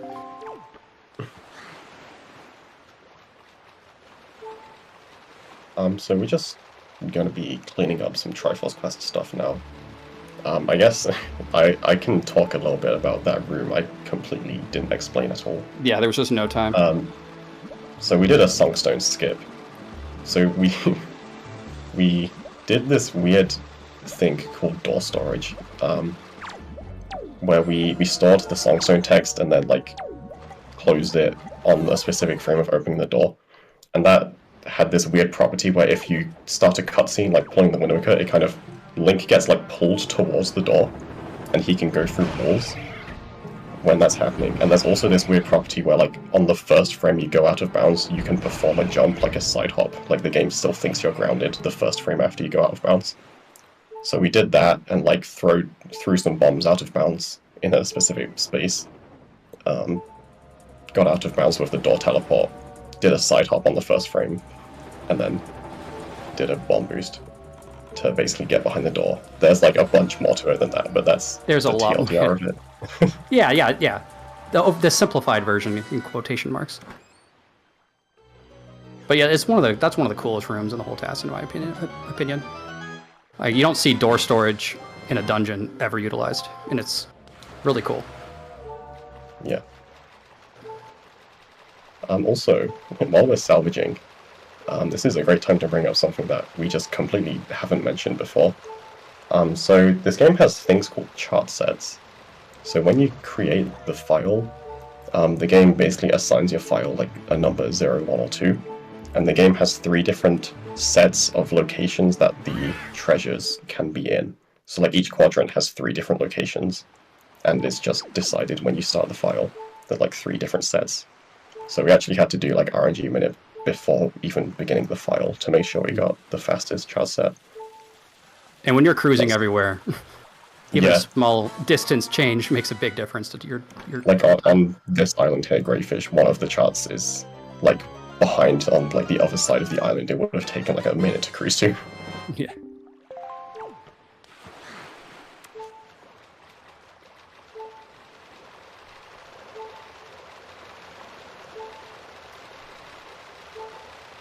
So, heading to Tingle for our fourth and final decipher. We have officially finished all the deciphers. All that's left is to salvage all the shards. Should also mention a lot of these shards we are not supposed to be getting until we have Hookshot. Like, Miyamoto really intended us to not really bother getting Triforce shards until after we get Hookshot. But for 2 Paws to work, we have to do all the Triforce shards before we go into Wind Temple. Yeah, because we have grapple equipped. We might as well use it. Yeah, We I have to use it while we have it. assume you probably do not want to keep grapple equipped on the second pause. We'll see. Don't. There could be hope for grappling hook still. There could be another bell. Could be. I was really hoping that we would be able to have exactly 0 rupees after that decipher, but we ended up having to grab a blue rupee for the Sunkstone skip. Yeah.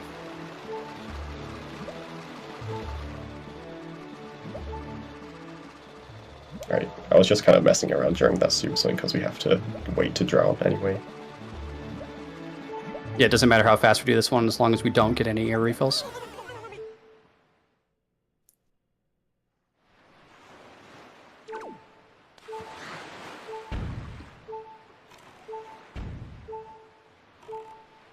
But you can tell for like the vast majority of these, like having sail. I hope you guys aren't too President Sleeper on the sailing sections here. The turret set locations are pretty close for the most part. It's so nice there's to not have too much. a change of pace Yeah. from extremely from, fast super swimming to cruising. Yeah, going from Mach 1.4 to the snail. Just one more left. Just one more. I was getting so used to it. It's kind of making me nostalgic at this point. What about Wind Temple? For those that don't know, Wind Temple is also a dungeon. It is. It is the last dungeon.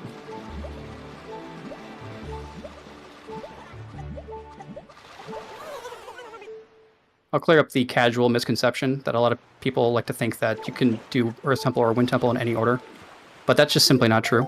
The game does require you to do Earth Temple before you do Wind Temple. Yeah, Makar just doesn't spawn in Forest Haven, right? Yeah. It'd be cool if we could get Hookshot earlier. I mean, Yeah. How did that rumor start? I think it's I just. think I think it's like people think that in OOT and like other Zelda games you can do dungeons out of order, so they kind of think that the same thing applies to MM too, or not MM, Wind Waker. Like, you could do it in any order, it's just that every single person decided to do Medley first, coincidentally. Yeah. I know. It doesn't help that on the C chart, like it marks certain like key areas on your map. Yeah, and And it I marks think both of them at the same time. yeah, and I think it's also the fact that you don't need Mirror Shield in Wind Temple, and people don't really think about, oh, does Earth Temple trigger Makar appearing at Forest Haven? Like a lot of people don't, think about in-game triggers like that when thinking about That just. clip is so cool. Oh yeah. Yeah. Mini. So some people saying in chat that when we got the Triforce, the game brought up the pause menu. That's not a pause. That's just like Look, The guys, star look, button guys, was not I guess you pressed. calm down. yeah. Please calm It down. automatically Start was not opens pressed. and it automatically closes. You don't have any control. So yeah, it's a debate pause. It was It's a a forced cutscene. pause. It's essentially a cutscene. Yeah. You guys are But yeah, welcome that- to analyze our re-record, our DTM file. Look at our inputs. Start was only pressed twice. I promise. Now, if you could equip during that, then we could go down to one pause. That would be pretty cool. True.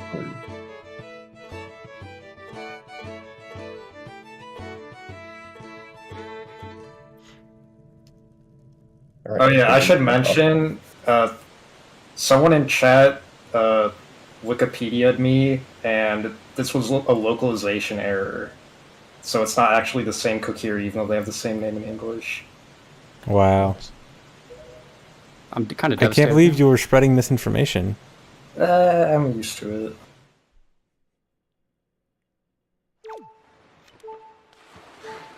So we've Hey, completed the whole Triforce. All that's left Yeah, is Wind Temple, yeah? Yeah, I mean, on the list of things to do, we got the Triforce, that's all done. We have done the first 2 trips to Hyrule. We've done every dungeon except Wind Temple. We just I gotta do forgot the bomb actually affects Beetle's ship. that. It does. Poor guy. We killed Beetle.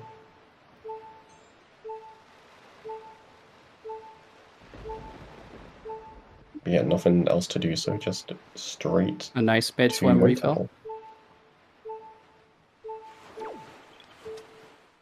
It's so unusual for Wind Temple to be the last thing and not the Triforce Quest. Really interesting. Yeah. Yes. Yeah, you would think that like, oh, there's probably another hour left of the run in a normal speedrunning setting, but no, we are pretty much done.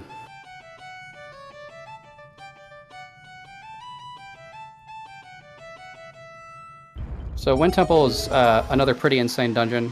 A lot of new things also got discovered in this. Definitely not your grandma's version of Wind Temple. That's for sure. Again, a leaf would be helpful, and unfortunately, we don't have a budget leaf anymore. We don't have Medley. Onion Boy Right there. really is not nearly as equipped to help us fly around as much as Medley was. Yeah. The one who literally has a leaf for a face is Yes. not as useful as a leaf. Just pull it off. You'll notice throughout this, we'll be pulling out bombs just like randomly, and that's because bombs slightly push you, and we have way more bombs than we need for the rest of the run, so each one of those we do saves around 2 frames, so might as well do it. So our little onion boy here is going to plant these 2 trees. This reveals a chest for us. And chests, you may have noticed, have been particularly useful for us. Now there's a problem in this room, and that is you normally need iron boots and leaf to get through this. We have neither equipped. We do have a Stalfos friend, though. We do have a Stalfos friend. He's gonna just give us a little nudge. Just a little bit of a nudge. Nice. Another fake death. Another fake death. Should also be, it's worth saying that the timing for these fake deaths is really important. You can't get pushed off too early. You have to get pushed off precisely when the game over like text starts falling from the top. If you get pushed off earlier, the text never appears, and you don't get healed from it. So that particular Stalfos one was really annoying. Like I think it took us multiple days to get through that. And wait, do you normally get healed to full, and like if you interrupt it at an exact time, you only get like that quarter heart refill?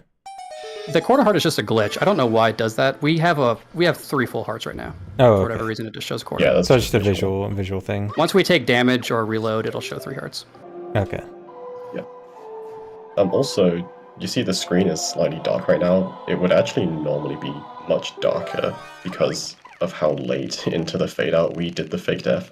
Yeah. But just so you guys can actually see what's going on, we brightened it for you. Yeah, you would see literally nothing, pretty much. Okay, the next room, we have to get into the basement. And this is probably one of the more precise things that's been done. I didn't even know this was possible until this task, so this is something kind of brand new for it. Yeah, this is crazy. This, standing on that seam, is so precise. I don't know how to put it into words. Like, barrier skip is precise. Landing on that's like, imagine having to stand on the barrier skip. Like jump slashing on a barrier skip. Like, I don't know how to explain it to you. It's crazy. So that was new, something found for this. But we're in the basement now. Storing another small key. Yeah, don't get your hopes up. We're not going into another dungeon with it.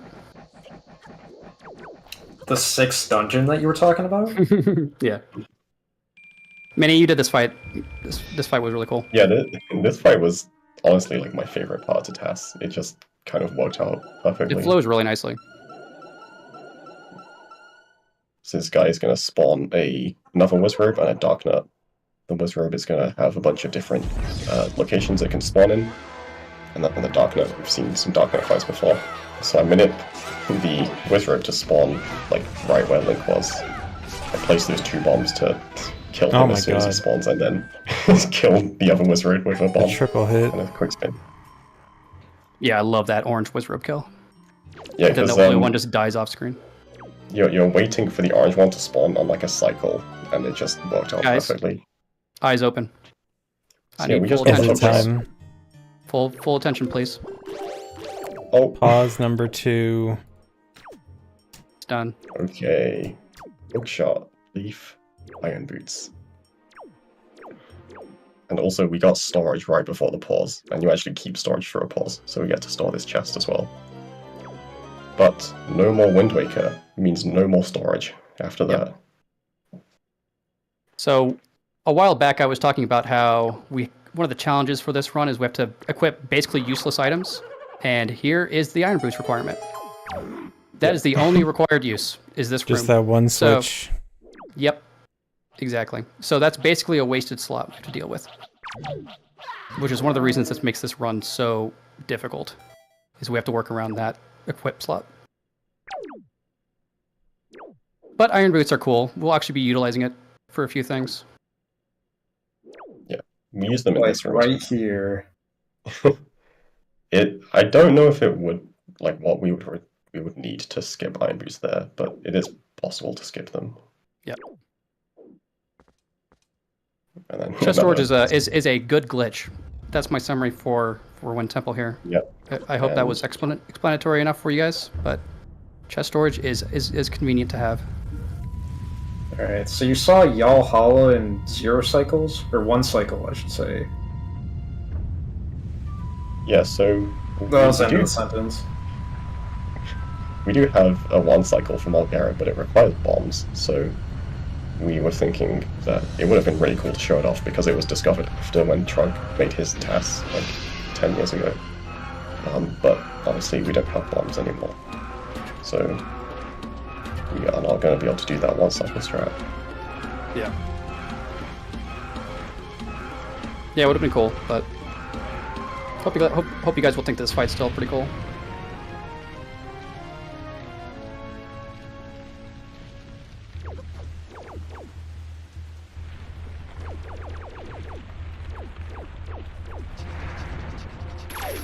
Cool, great stuff.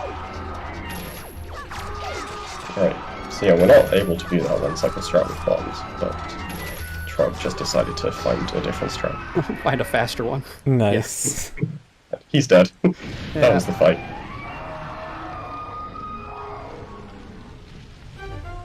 So it turns out, so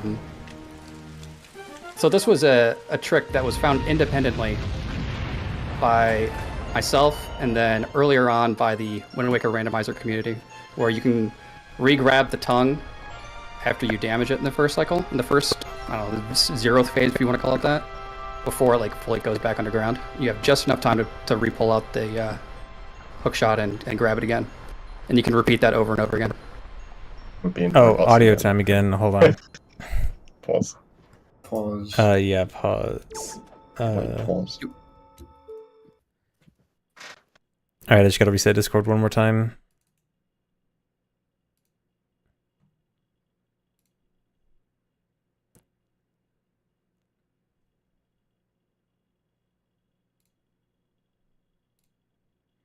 Discord is asking me how the call went. It did not go well, Discord.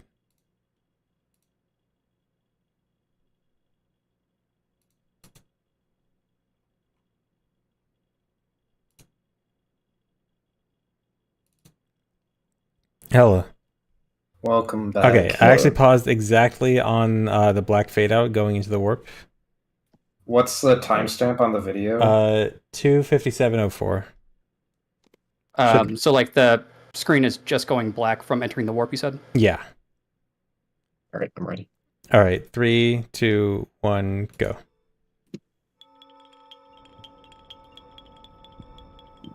So yeah, like I was saying before, this fight was found independently between the randomizer community and us. So it's funny because Yeah. it's one of the most obvious things you think we would have checked when looking for phase It's skips. pretty embarrassing, actually. Yeah.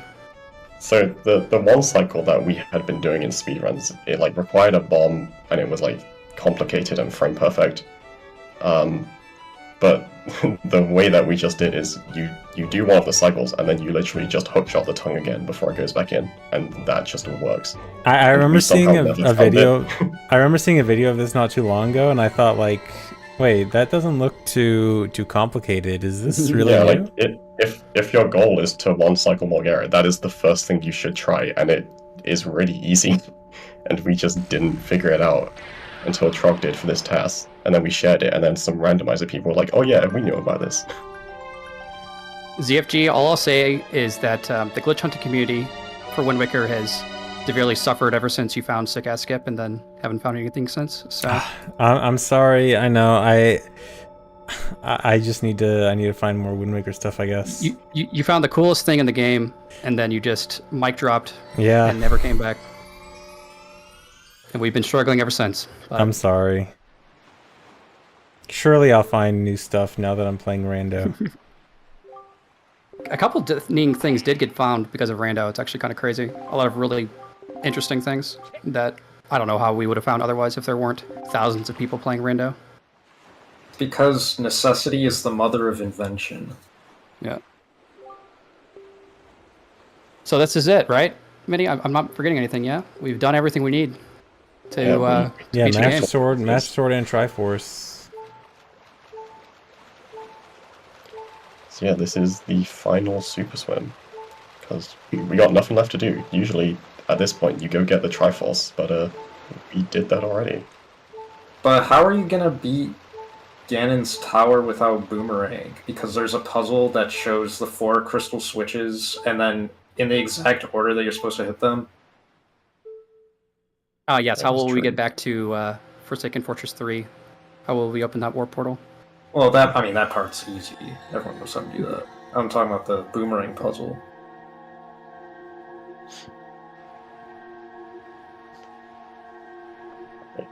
Triforce.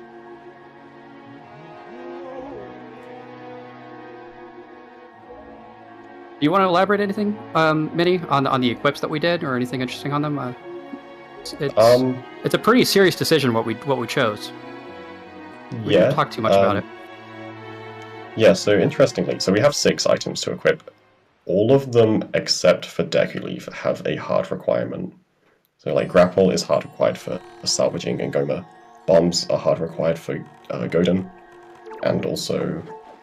Actually... Oh yeah, and also breaking the rocks to Jaboon. Wind Waker is hard required for playing songs like Command Melody for Makar, Hookshot for Morgera, and Iron Boost for that one switch. So Leaf is the only one that doesn't actually have a hard requirement. Yeah. So, not And there's much a- wiggle. Yeah, we had a couple options, I think, for the final equip, right? We had Tingle Tuner or Leaf. Yeah, but, Tingle Tuner still doesn't quite work, but some new Hmm. tricks were discovered recently which make it almost work. I guess does that mean then? Does that mean it was the only option? Then Leaf, then? It is guess. the only option. Yeah.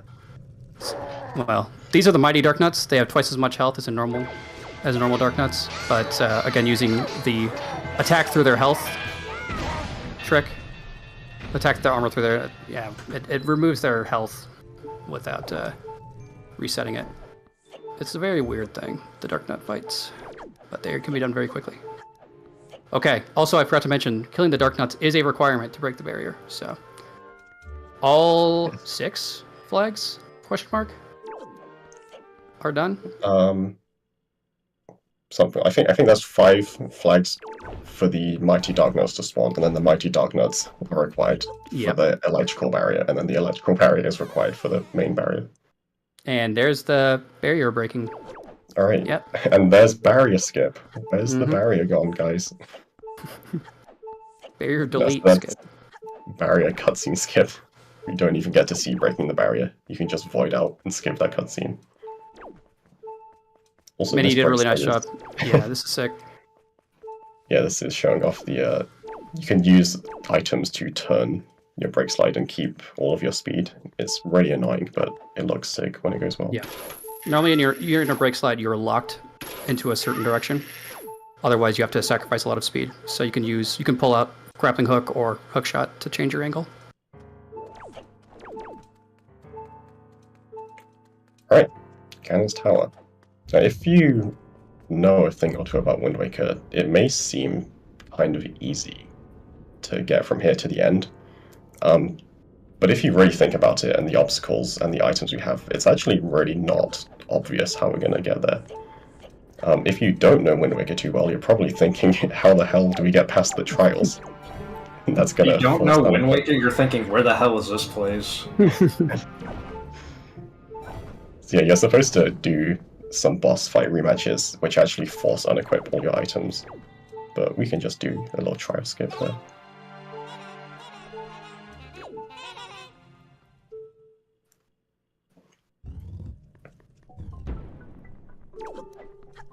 Alright, now this Now. part is fun. Hello, Pot. Remember the rock before Dragon Roost Cavern? This is Rock 2.0 pot. Because we could have done this with bombs, but because obviously we don't have them anymore, we can use that pot. So yeah, 2 extremely precise push clips there who can get us into the pillar and then out of bounds. And Shout outs to- Oh, Thank you you. go first. I was gonna say shout outs to this brake slide. This saves like 2 seconds. Like it's crazy how much this brake slide saves. It's just so long. And here is the future of Wind Waker tasking, by the way. So yes, that is a slash clip. That is something, if you've been paying attention to the speedrunning community, you know that barrier skip bombless got found this last fall. And it turns out just how you can do bomb push clips anywhere, you can also do pretty much slash clips almost anywhere. They are even more annoying and dumb to figure out how to find solutions, like viable solutions too. So I won't, I'll go ahead and just briefly tell you the script that we used to get that slash clip working took multiple days and ended up using like almost 300,000 re-records. So that's a thing. Nice. So does that mean that you theoretically could use that for all the places you did bomb clips in this run? Yeah. Oh, wow. Yeah, pretty much. So that's the future. And we don't have a reliable way of knowing how to get into position correctly. So yeah, I think in theory then that means I would estimate if I were just to take your average Joe and tell him to slash at that particular corner, he would probably have like a 1 in 100,000 chance of clipping through that wall. So one person who played the game would do it. If I told them all exactly the exact facing angle that they need, that 15 value angle out of 65,000, and then told them to slash at roughly this right area, you would have a 1 in 100,000 chance of doing it. Minnie, you want to go ahead and explain this? Because this is the problem area, yeah? Yeah, so this is Puppet Ganon. You're supposed to use light arrows to kill him. We don't have light arrows. We don't even have a bow. Now, if you know Wind Waker speedruns, you may be thinking, oh, I know, there's a trick called Puppet Ganon skip. You just, you do a zombie hover to the top, and you win. But how are we going to heal with these equips if we do that? It's really not obvious.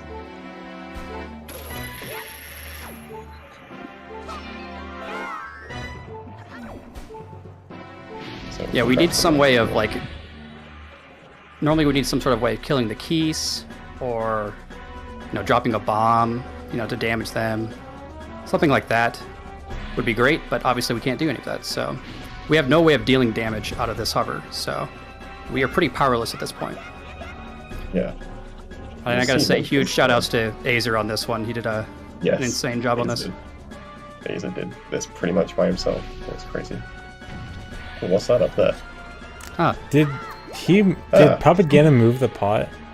He did. Yes. Wow. So Puppet Ganon's ropes have collision, so we first used them to push Link around, and then got him to punch at the perfect position and angle to knock the pot off. spawn the fairy, and then manip the fairy to fly into Link. That's the only amazing. way around this.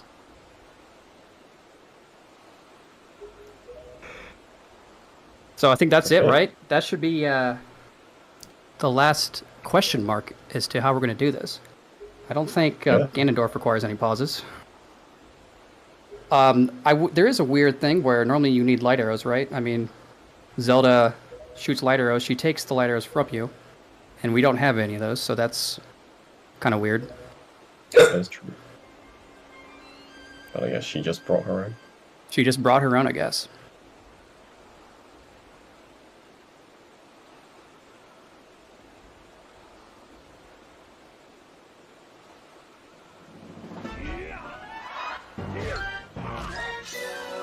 Alright. Any questions from chat? Yeah. This is a good Q&A time.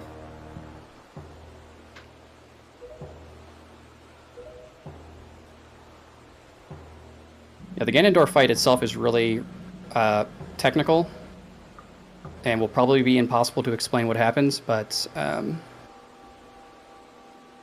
there's no point of trying to explain it beforehand. There's no way your brains can retain that much information.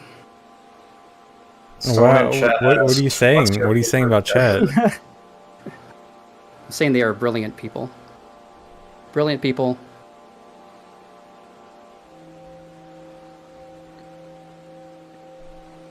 Well, look, guys. You're all great people. Just don't think you guys could handle it. That's all I'm saying.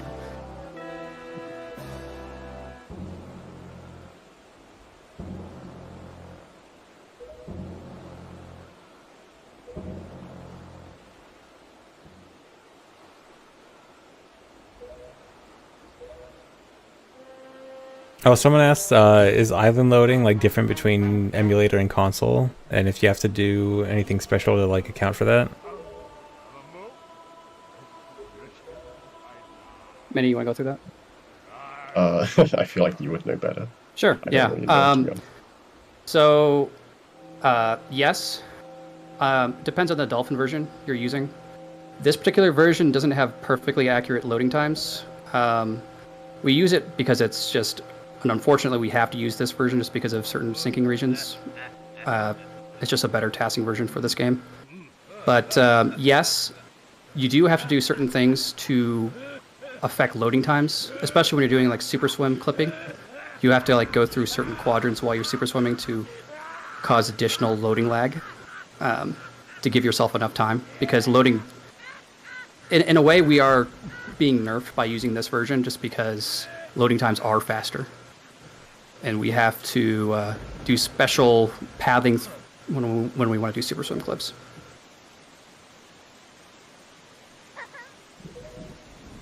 All right. So Ganondorf here has 3 phases, and the first phase is all about doing things in the correct order. So Zelda will be shooting light arrows at him, and we need to end the phase. We have to deal at least 25 damage and have that last damage be a light arrow. Now, Zelda likes to take her sweet time shooting light arrows, so we can force her to shoot them faster by aggressively persuading her to do so, let's just say. So we can get her to start shooting by talking to her. And we're going to use Iron Boots here, actually. This is actually going to be a little bit of a time saver. And by hitting Zelda, politely, we can convince her to shoot it faster. Now, using Iron Boots, we get much faster parries, which lets us speed up this particular phase. This phase is on an auto... It's basically an auto-scroller. It ends the... It's the moment the parry occurs. And another instance of persuading Zelda to shoot his light arrow faster. And here's the end. Boom. Nice. And Well done. I like the Iron Boots at the end, reference to TP. Thank you. yes, Glad you caught on to that. Unfortunately, it doesn't stay throughout the whole cutscene, but we have to give Yeah, a little rip. homage to them. no Barry skip and 2 pauses. We've been working on this for over a year. Hope you guys enjoyed it. Yeah, that was great. I'm surprised, honestly surprised that it only took a year. That looked like a lot of stuff was very difficult in this. Yeah, Trog did a lot of the heavy lifting with Godin and Jalhalla and all the scripting, pretty much. It was a cool project. You guys were starting this without me, and then I was, you guys brought me Yeah, along. so I I'm think- glad you did. And originally it was me, Azer, and EJ, and you were like not really active in the community Yeah. at that time, but then Azer managed to get you in, and then Yeah. you carried. But yeah, again, shout out to Azer67, EJ125, CGF, the other 3 authors of this. All 5 of us did some tasking, Yep. and yeah, came out pretty good, I think. Yeah, this was pretty great. Out of curiosity, if this was any percent with barrier skip, is that like fewer pause? Would that be like 1 pause? Do you know? Is that Isn't it is one- that Yeah, so is that to be shown in the future? So any percent with 1 pause is pretty trivial, because like even for RTA runs we only get 3 items anyway, Okay, so it's pretty easy to do any percent in 1 pause. so it wouldn't be too interestingly- crazy. Yeah, however, any percent, if you allow action loading, any percent in 0 pause is like, it's not possible, but it's not unimaginable. It's like a few tricks away from being possible, Oh wow. which would be crazy, but action loading would be awful because the run would just be unload every single obstacle in your way. That sounds amazing. What do you mean? It would be very cool if 0 pause was possible, but Yep. we'll see. I look We forward need you to it. come back, CFG, once get your. Surely You're I glitch could find hunting. it. I'm sure You're it'll be gl- you're- easy.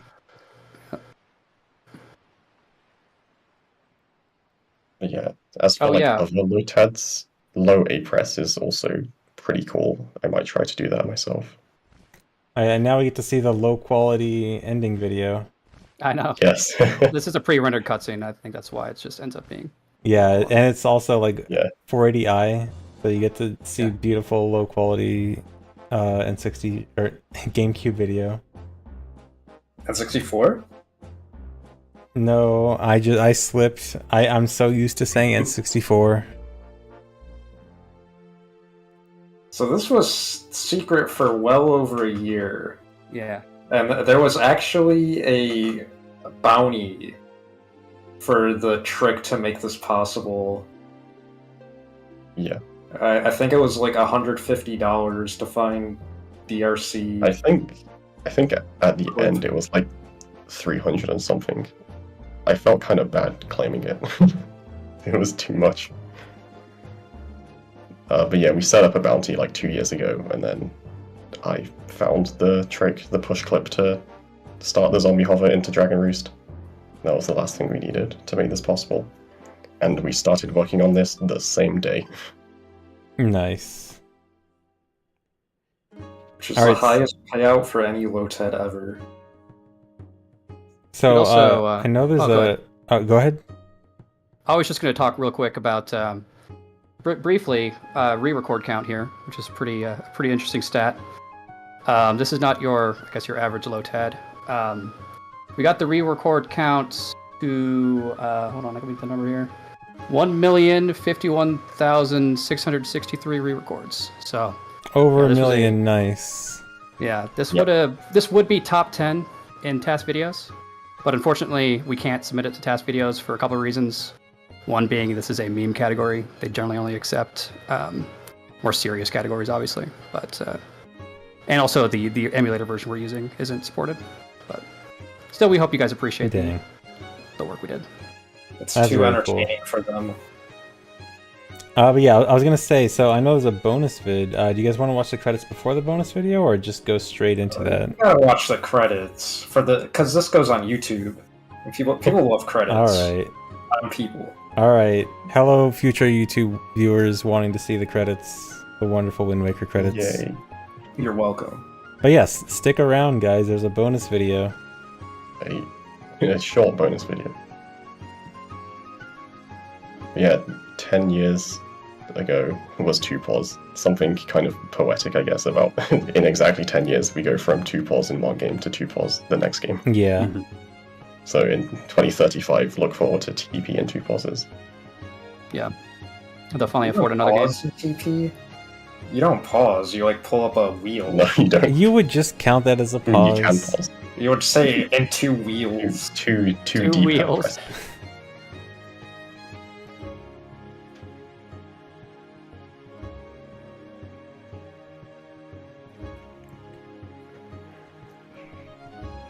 Also, a kind of fun stat is in this entire LOTAD, we had a total of 3 desyncs, which is a pretty small number, I feel like. For Only such a 3, long project, nice. across 5 different authors. EJ was wondering if you could, I don't know, just check the chat. Oh, what was that for me? For you. Wait, what chat? My chat? Oh no, sorry. We were gonna see if we could bring in EJ, one of the authors. He's in. Oh. he's in the- He So, just said, yeah, asking if you can join. Oh yeah. Okay. Here we go. Hey, What up? Hey, Hey, hold on. Let me turn you up a bit. All right, try talking. Testing, 1, 2, 3. Hey. Hello, everyone. Right. Now, EJ is the unsung hero of this task, and I'll explain it to you why. He will not show up as the primary author for a lot of segments, but that's because he was the guinea pig for a lot of them. He would do a segment, and then we would go back and have something to reference. So if you go back, when we're going to upload or going to reveal the overlay version that includes author activity, and you're going to see his name on a lot of stuff. But he was just always there to give us a reference. So awesome job, EJ. thank you, EJ. I think watching it back, I imagine for you guys too, but I haven't seen a lot of the start of this and since we did it. So it was really cool to watch it back, just from the start. I haven't seen a lot of that stuff since we did it, like I said, and I think it was very enjoyable. And I saw a lot of good reactions, and I hope you guys enjoyed it too. Yeah, this was Yeah. super fun. Loved it. Thank you.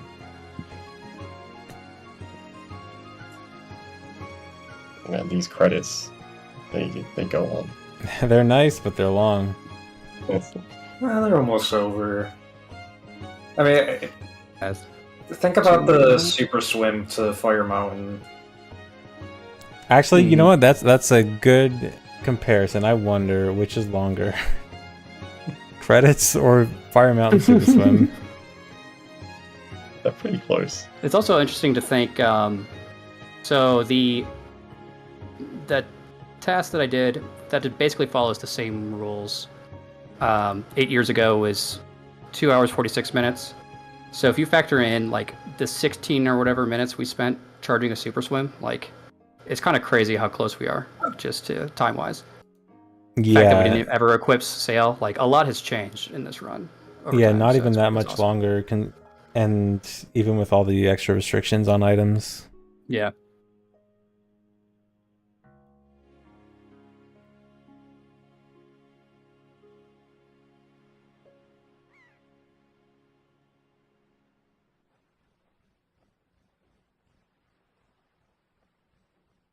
But yeah, we got 3 of us on here. We are missing out on Azer 67 and CGF. They are definitely heroes in this as well. Very much an important part of it. This was huge shout outs to them as well. Azer did Yeah, a lot of Azer- the really annoying stuff that would have been a pain without him for sure. Yeah, and Azer is the one who introduced me to how 2 pause was almost possible, but not quite, and then I got obsessed until we found it. Mm-hmm. It works. The rock falling in the DRC pond that day was miserable. Me and EJ spent so many hours in VC just Yeah. messing around in that drag The race whole cabin area. original idea was making a rock fall on Link's head, and we finally did get it to work after days, only to find out it doesn't damage Link. And it was just that's cool. Yep. Another thing too is like the amount of stuff. I think they've alluded to it throughout the entire thing, but like the amount of stuff we found that has helped the game in general is like insane. Yeah, so many things have come from this Lotad, both like directly and indirectly. It's like the new push clips were like they weren't found for this task, but they were found just like by accident while Trog was tasking something else. He just like happened to notice that doing a slash gave him enough displacement for barrier skip, and then suddenly it's done in 90%. Oh, so that was actually found because of this test? Yeah, I think Trog was like stabbing a heart drop, and then looked at his displacement. Was like, wait a second. Wait This a is way second. higher than it should be. Wait a second. and now 80% is 44 minutes. All right, so we want to watch the bonus video now? Yeah, just a quick little thing to guys give you guys some context to some things that you might have not seen. Yeah, basically just like extra things that Yeah, like your there are bonus some points. parts that we tasked and then they ended up like not actually making it because we found Yeah. something else instead. All right, do you guys want me to give a countdown for the bonus video? All right. I don't need Yeah. one. I'll just watch it on your stream. All right. Yeah, it's pretty self-explanatory. All right. 3, 2, 1, go. So we just wanted to show off some things, like we altered values for visibility for you guys, so we want to show you kind of what it looks like normally, and this is why we did it. So like this Yeah, is it's just pitch black. Can't see anything. Yeah. So visibility-wise, this is why we did it. And we did a couple floors of Savage, so we want to showcase that before we found the floor skips. Again, those were found mid-making of this. And the comment's pretty cool, so.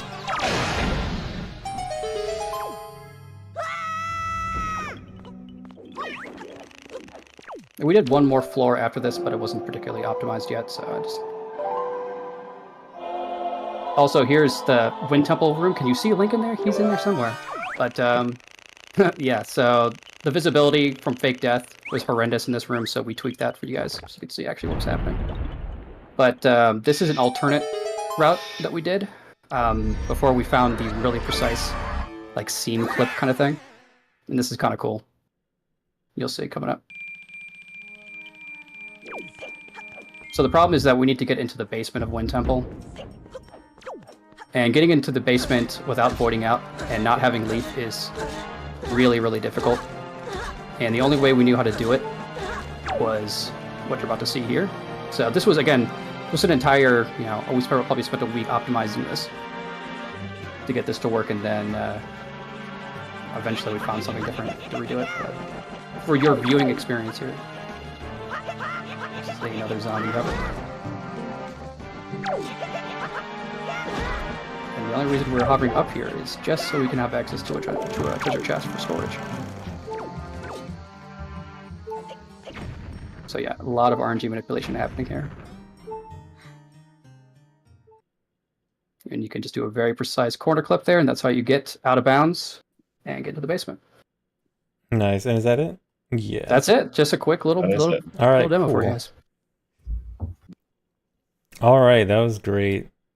Thank you guys so much for making this and wanting to show it off. Super cool. I think everyone loved it. Chat, did you love it? Thanks for having us. And yeah, Yeah, Wind Waker thanks, obviously a bit different to usual, but Yeah, hopefully it was I'm fun nevertheless. I'm sure And everyone enjoyed it. But yeah, you also got OOT guys, tomorrow anyway. yeah, there is actually going to be one more tomorrow. Tomorrow's going to be an OOT one, back to the classics. Still somewhat of a secret about what it is.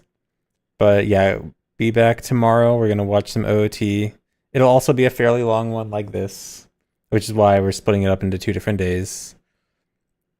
So it's February 21st and 22nd this year. Actually, just like it was last year. Same time. Yeah. Same time as today, so 3 p.m. EST. But yeah, I think we're about done for now. Do you guys have someone you want to raid? Do you guys have anyone in mind that's streaming? Check my phone. Any Wind Waker people on? Ain't no way someone's speedrunning Wind Waker right now. Yeah. I guess they're probably Hurry, in someone here. hop on? No. We have the we have every runner Yeah, here. I don't Just know. kidding. So someone go stream right now. No, Marco's doing OOT. That's the only Zelda runner I got. All right, we can raid Marco. Where is he?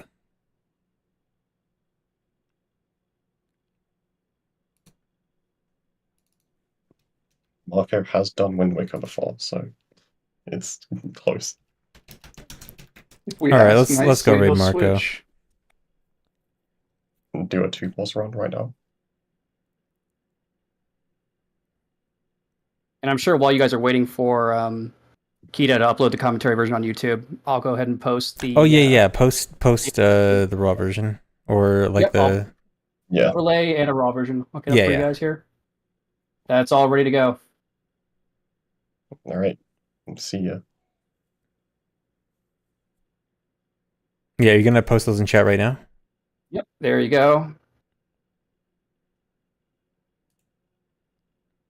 The overlay is really cool. All right, I'll post that in Yes. YouTube chat also. For the YouTube guys.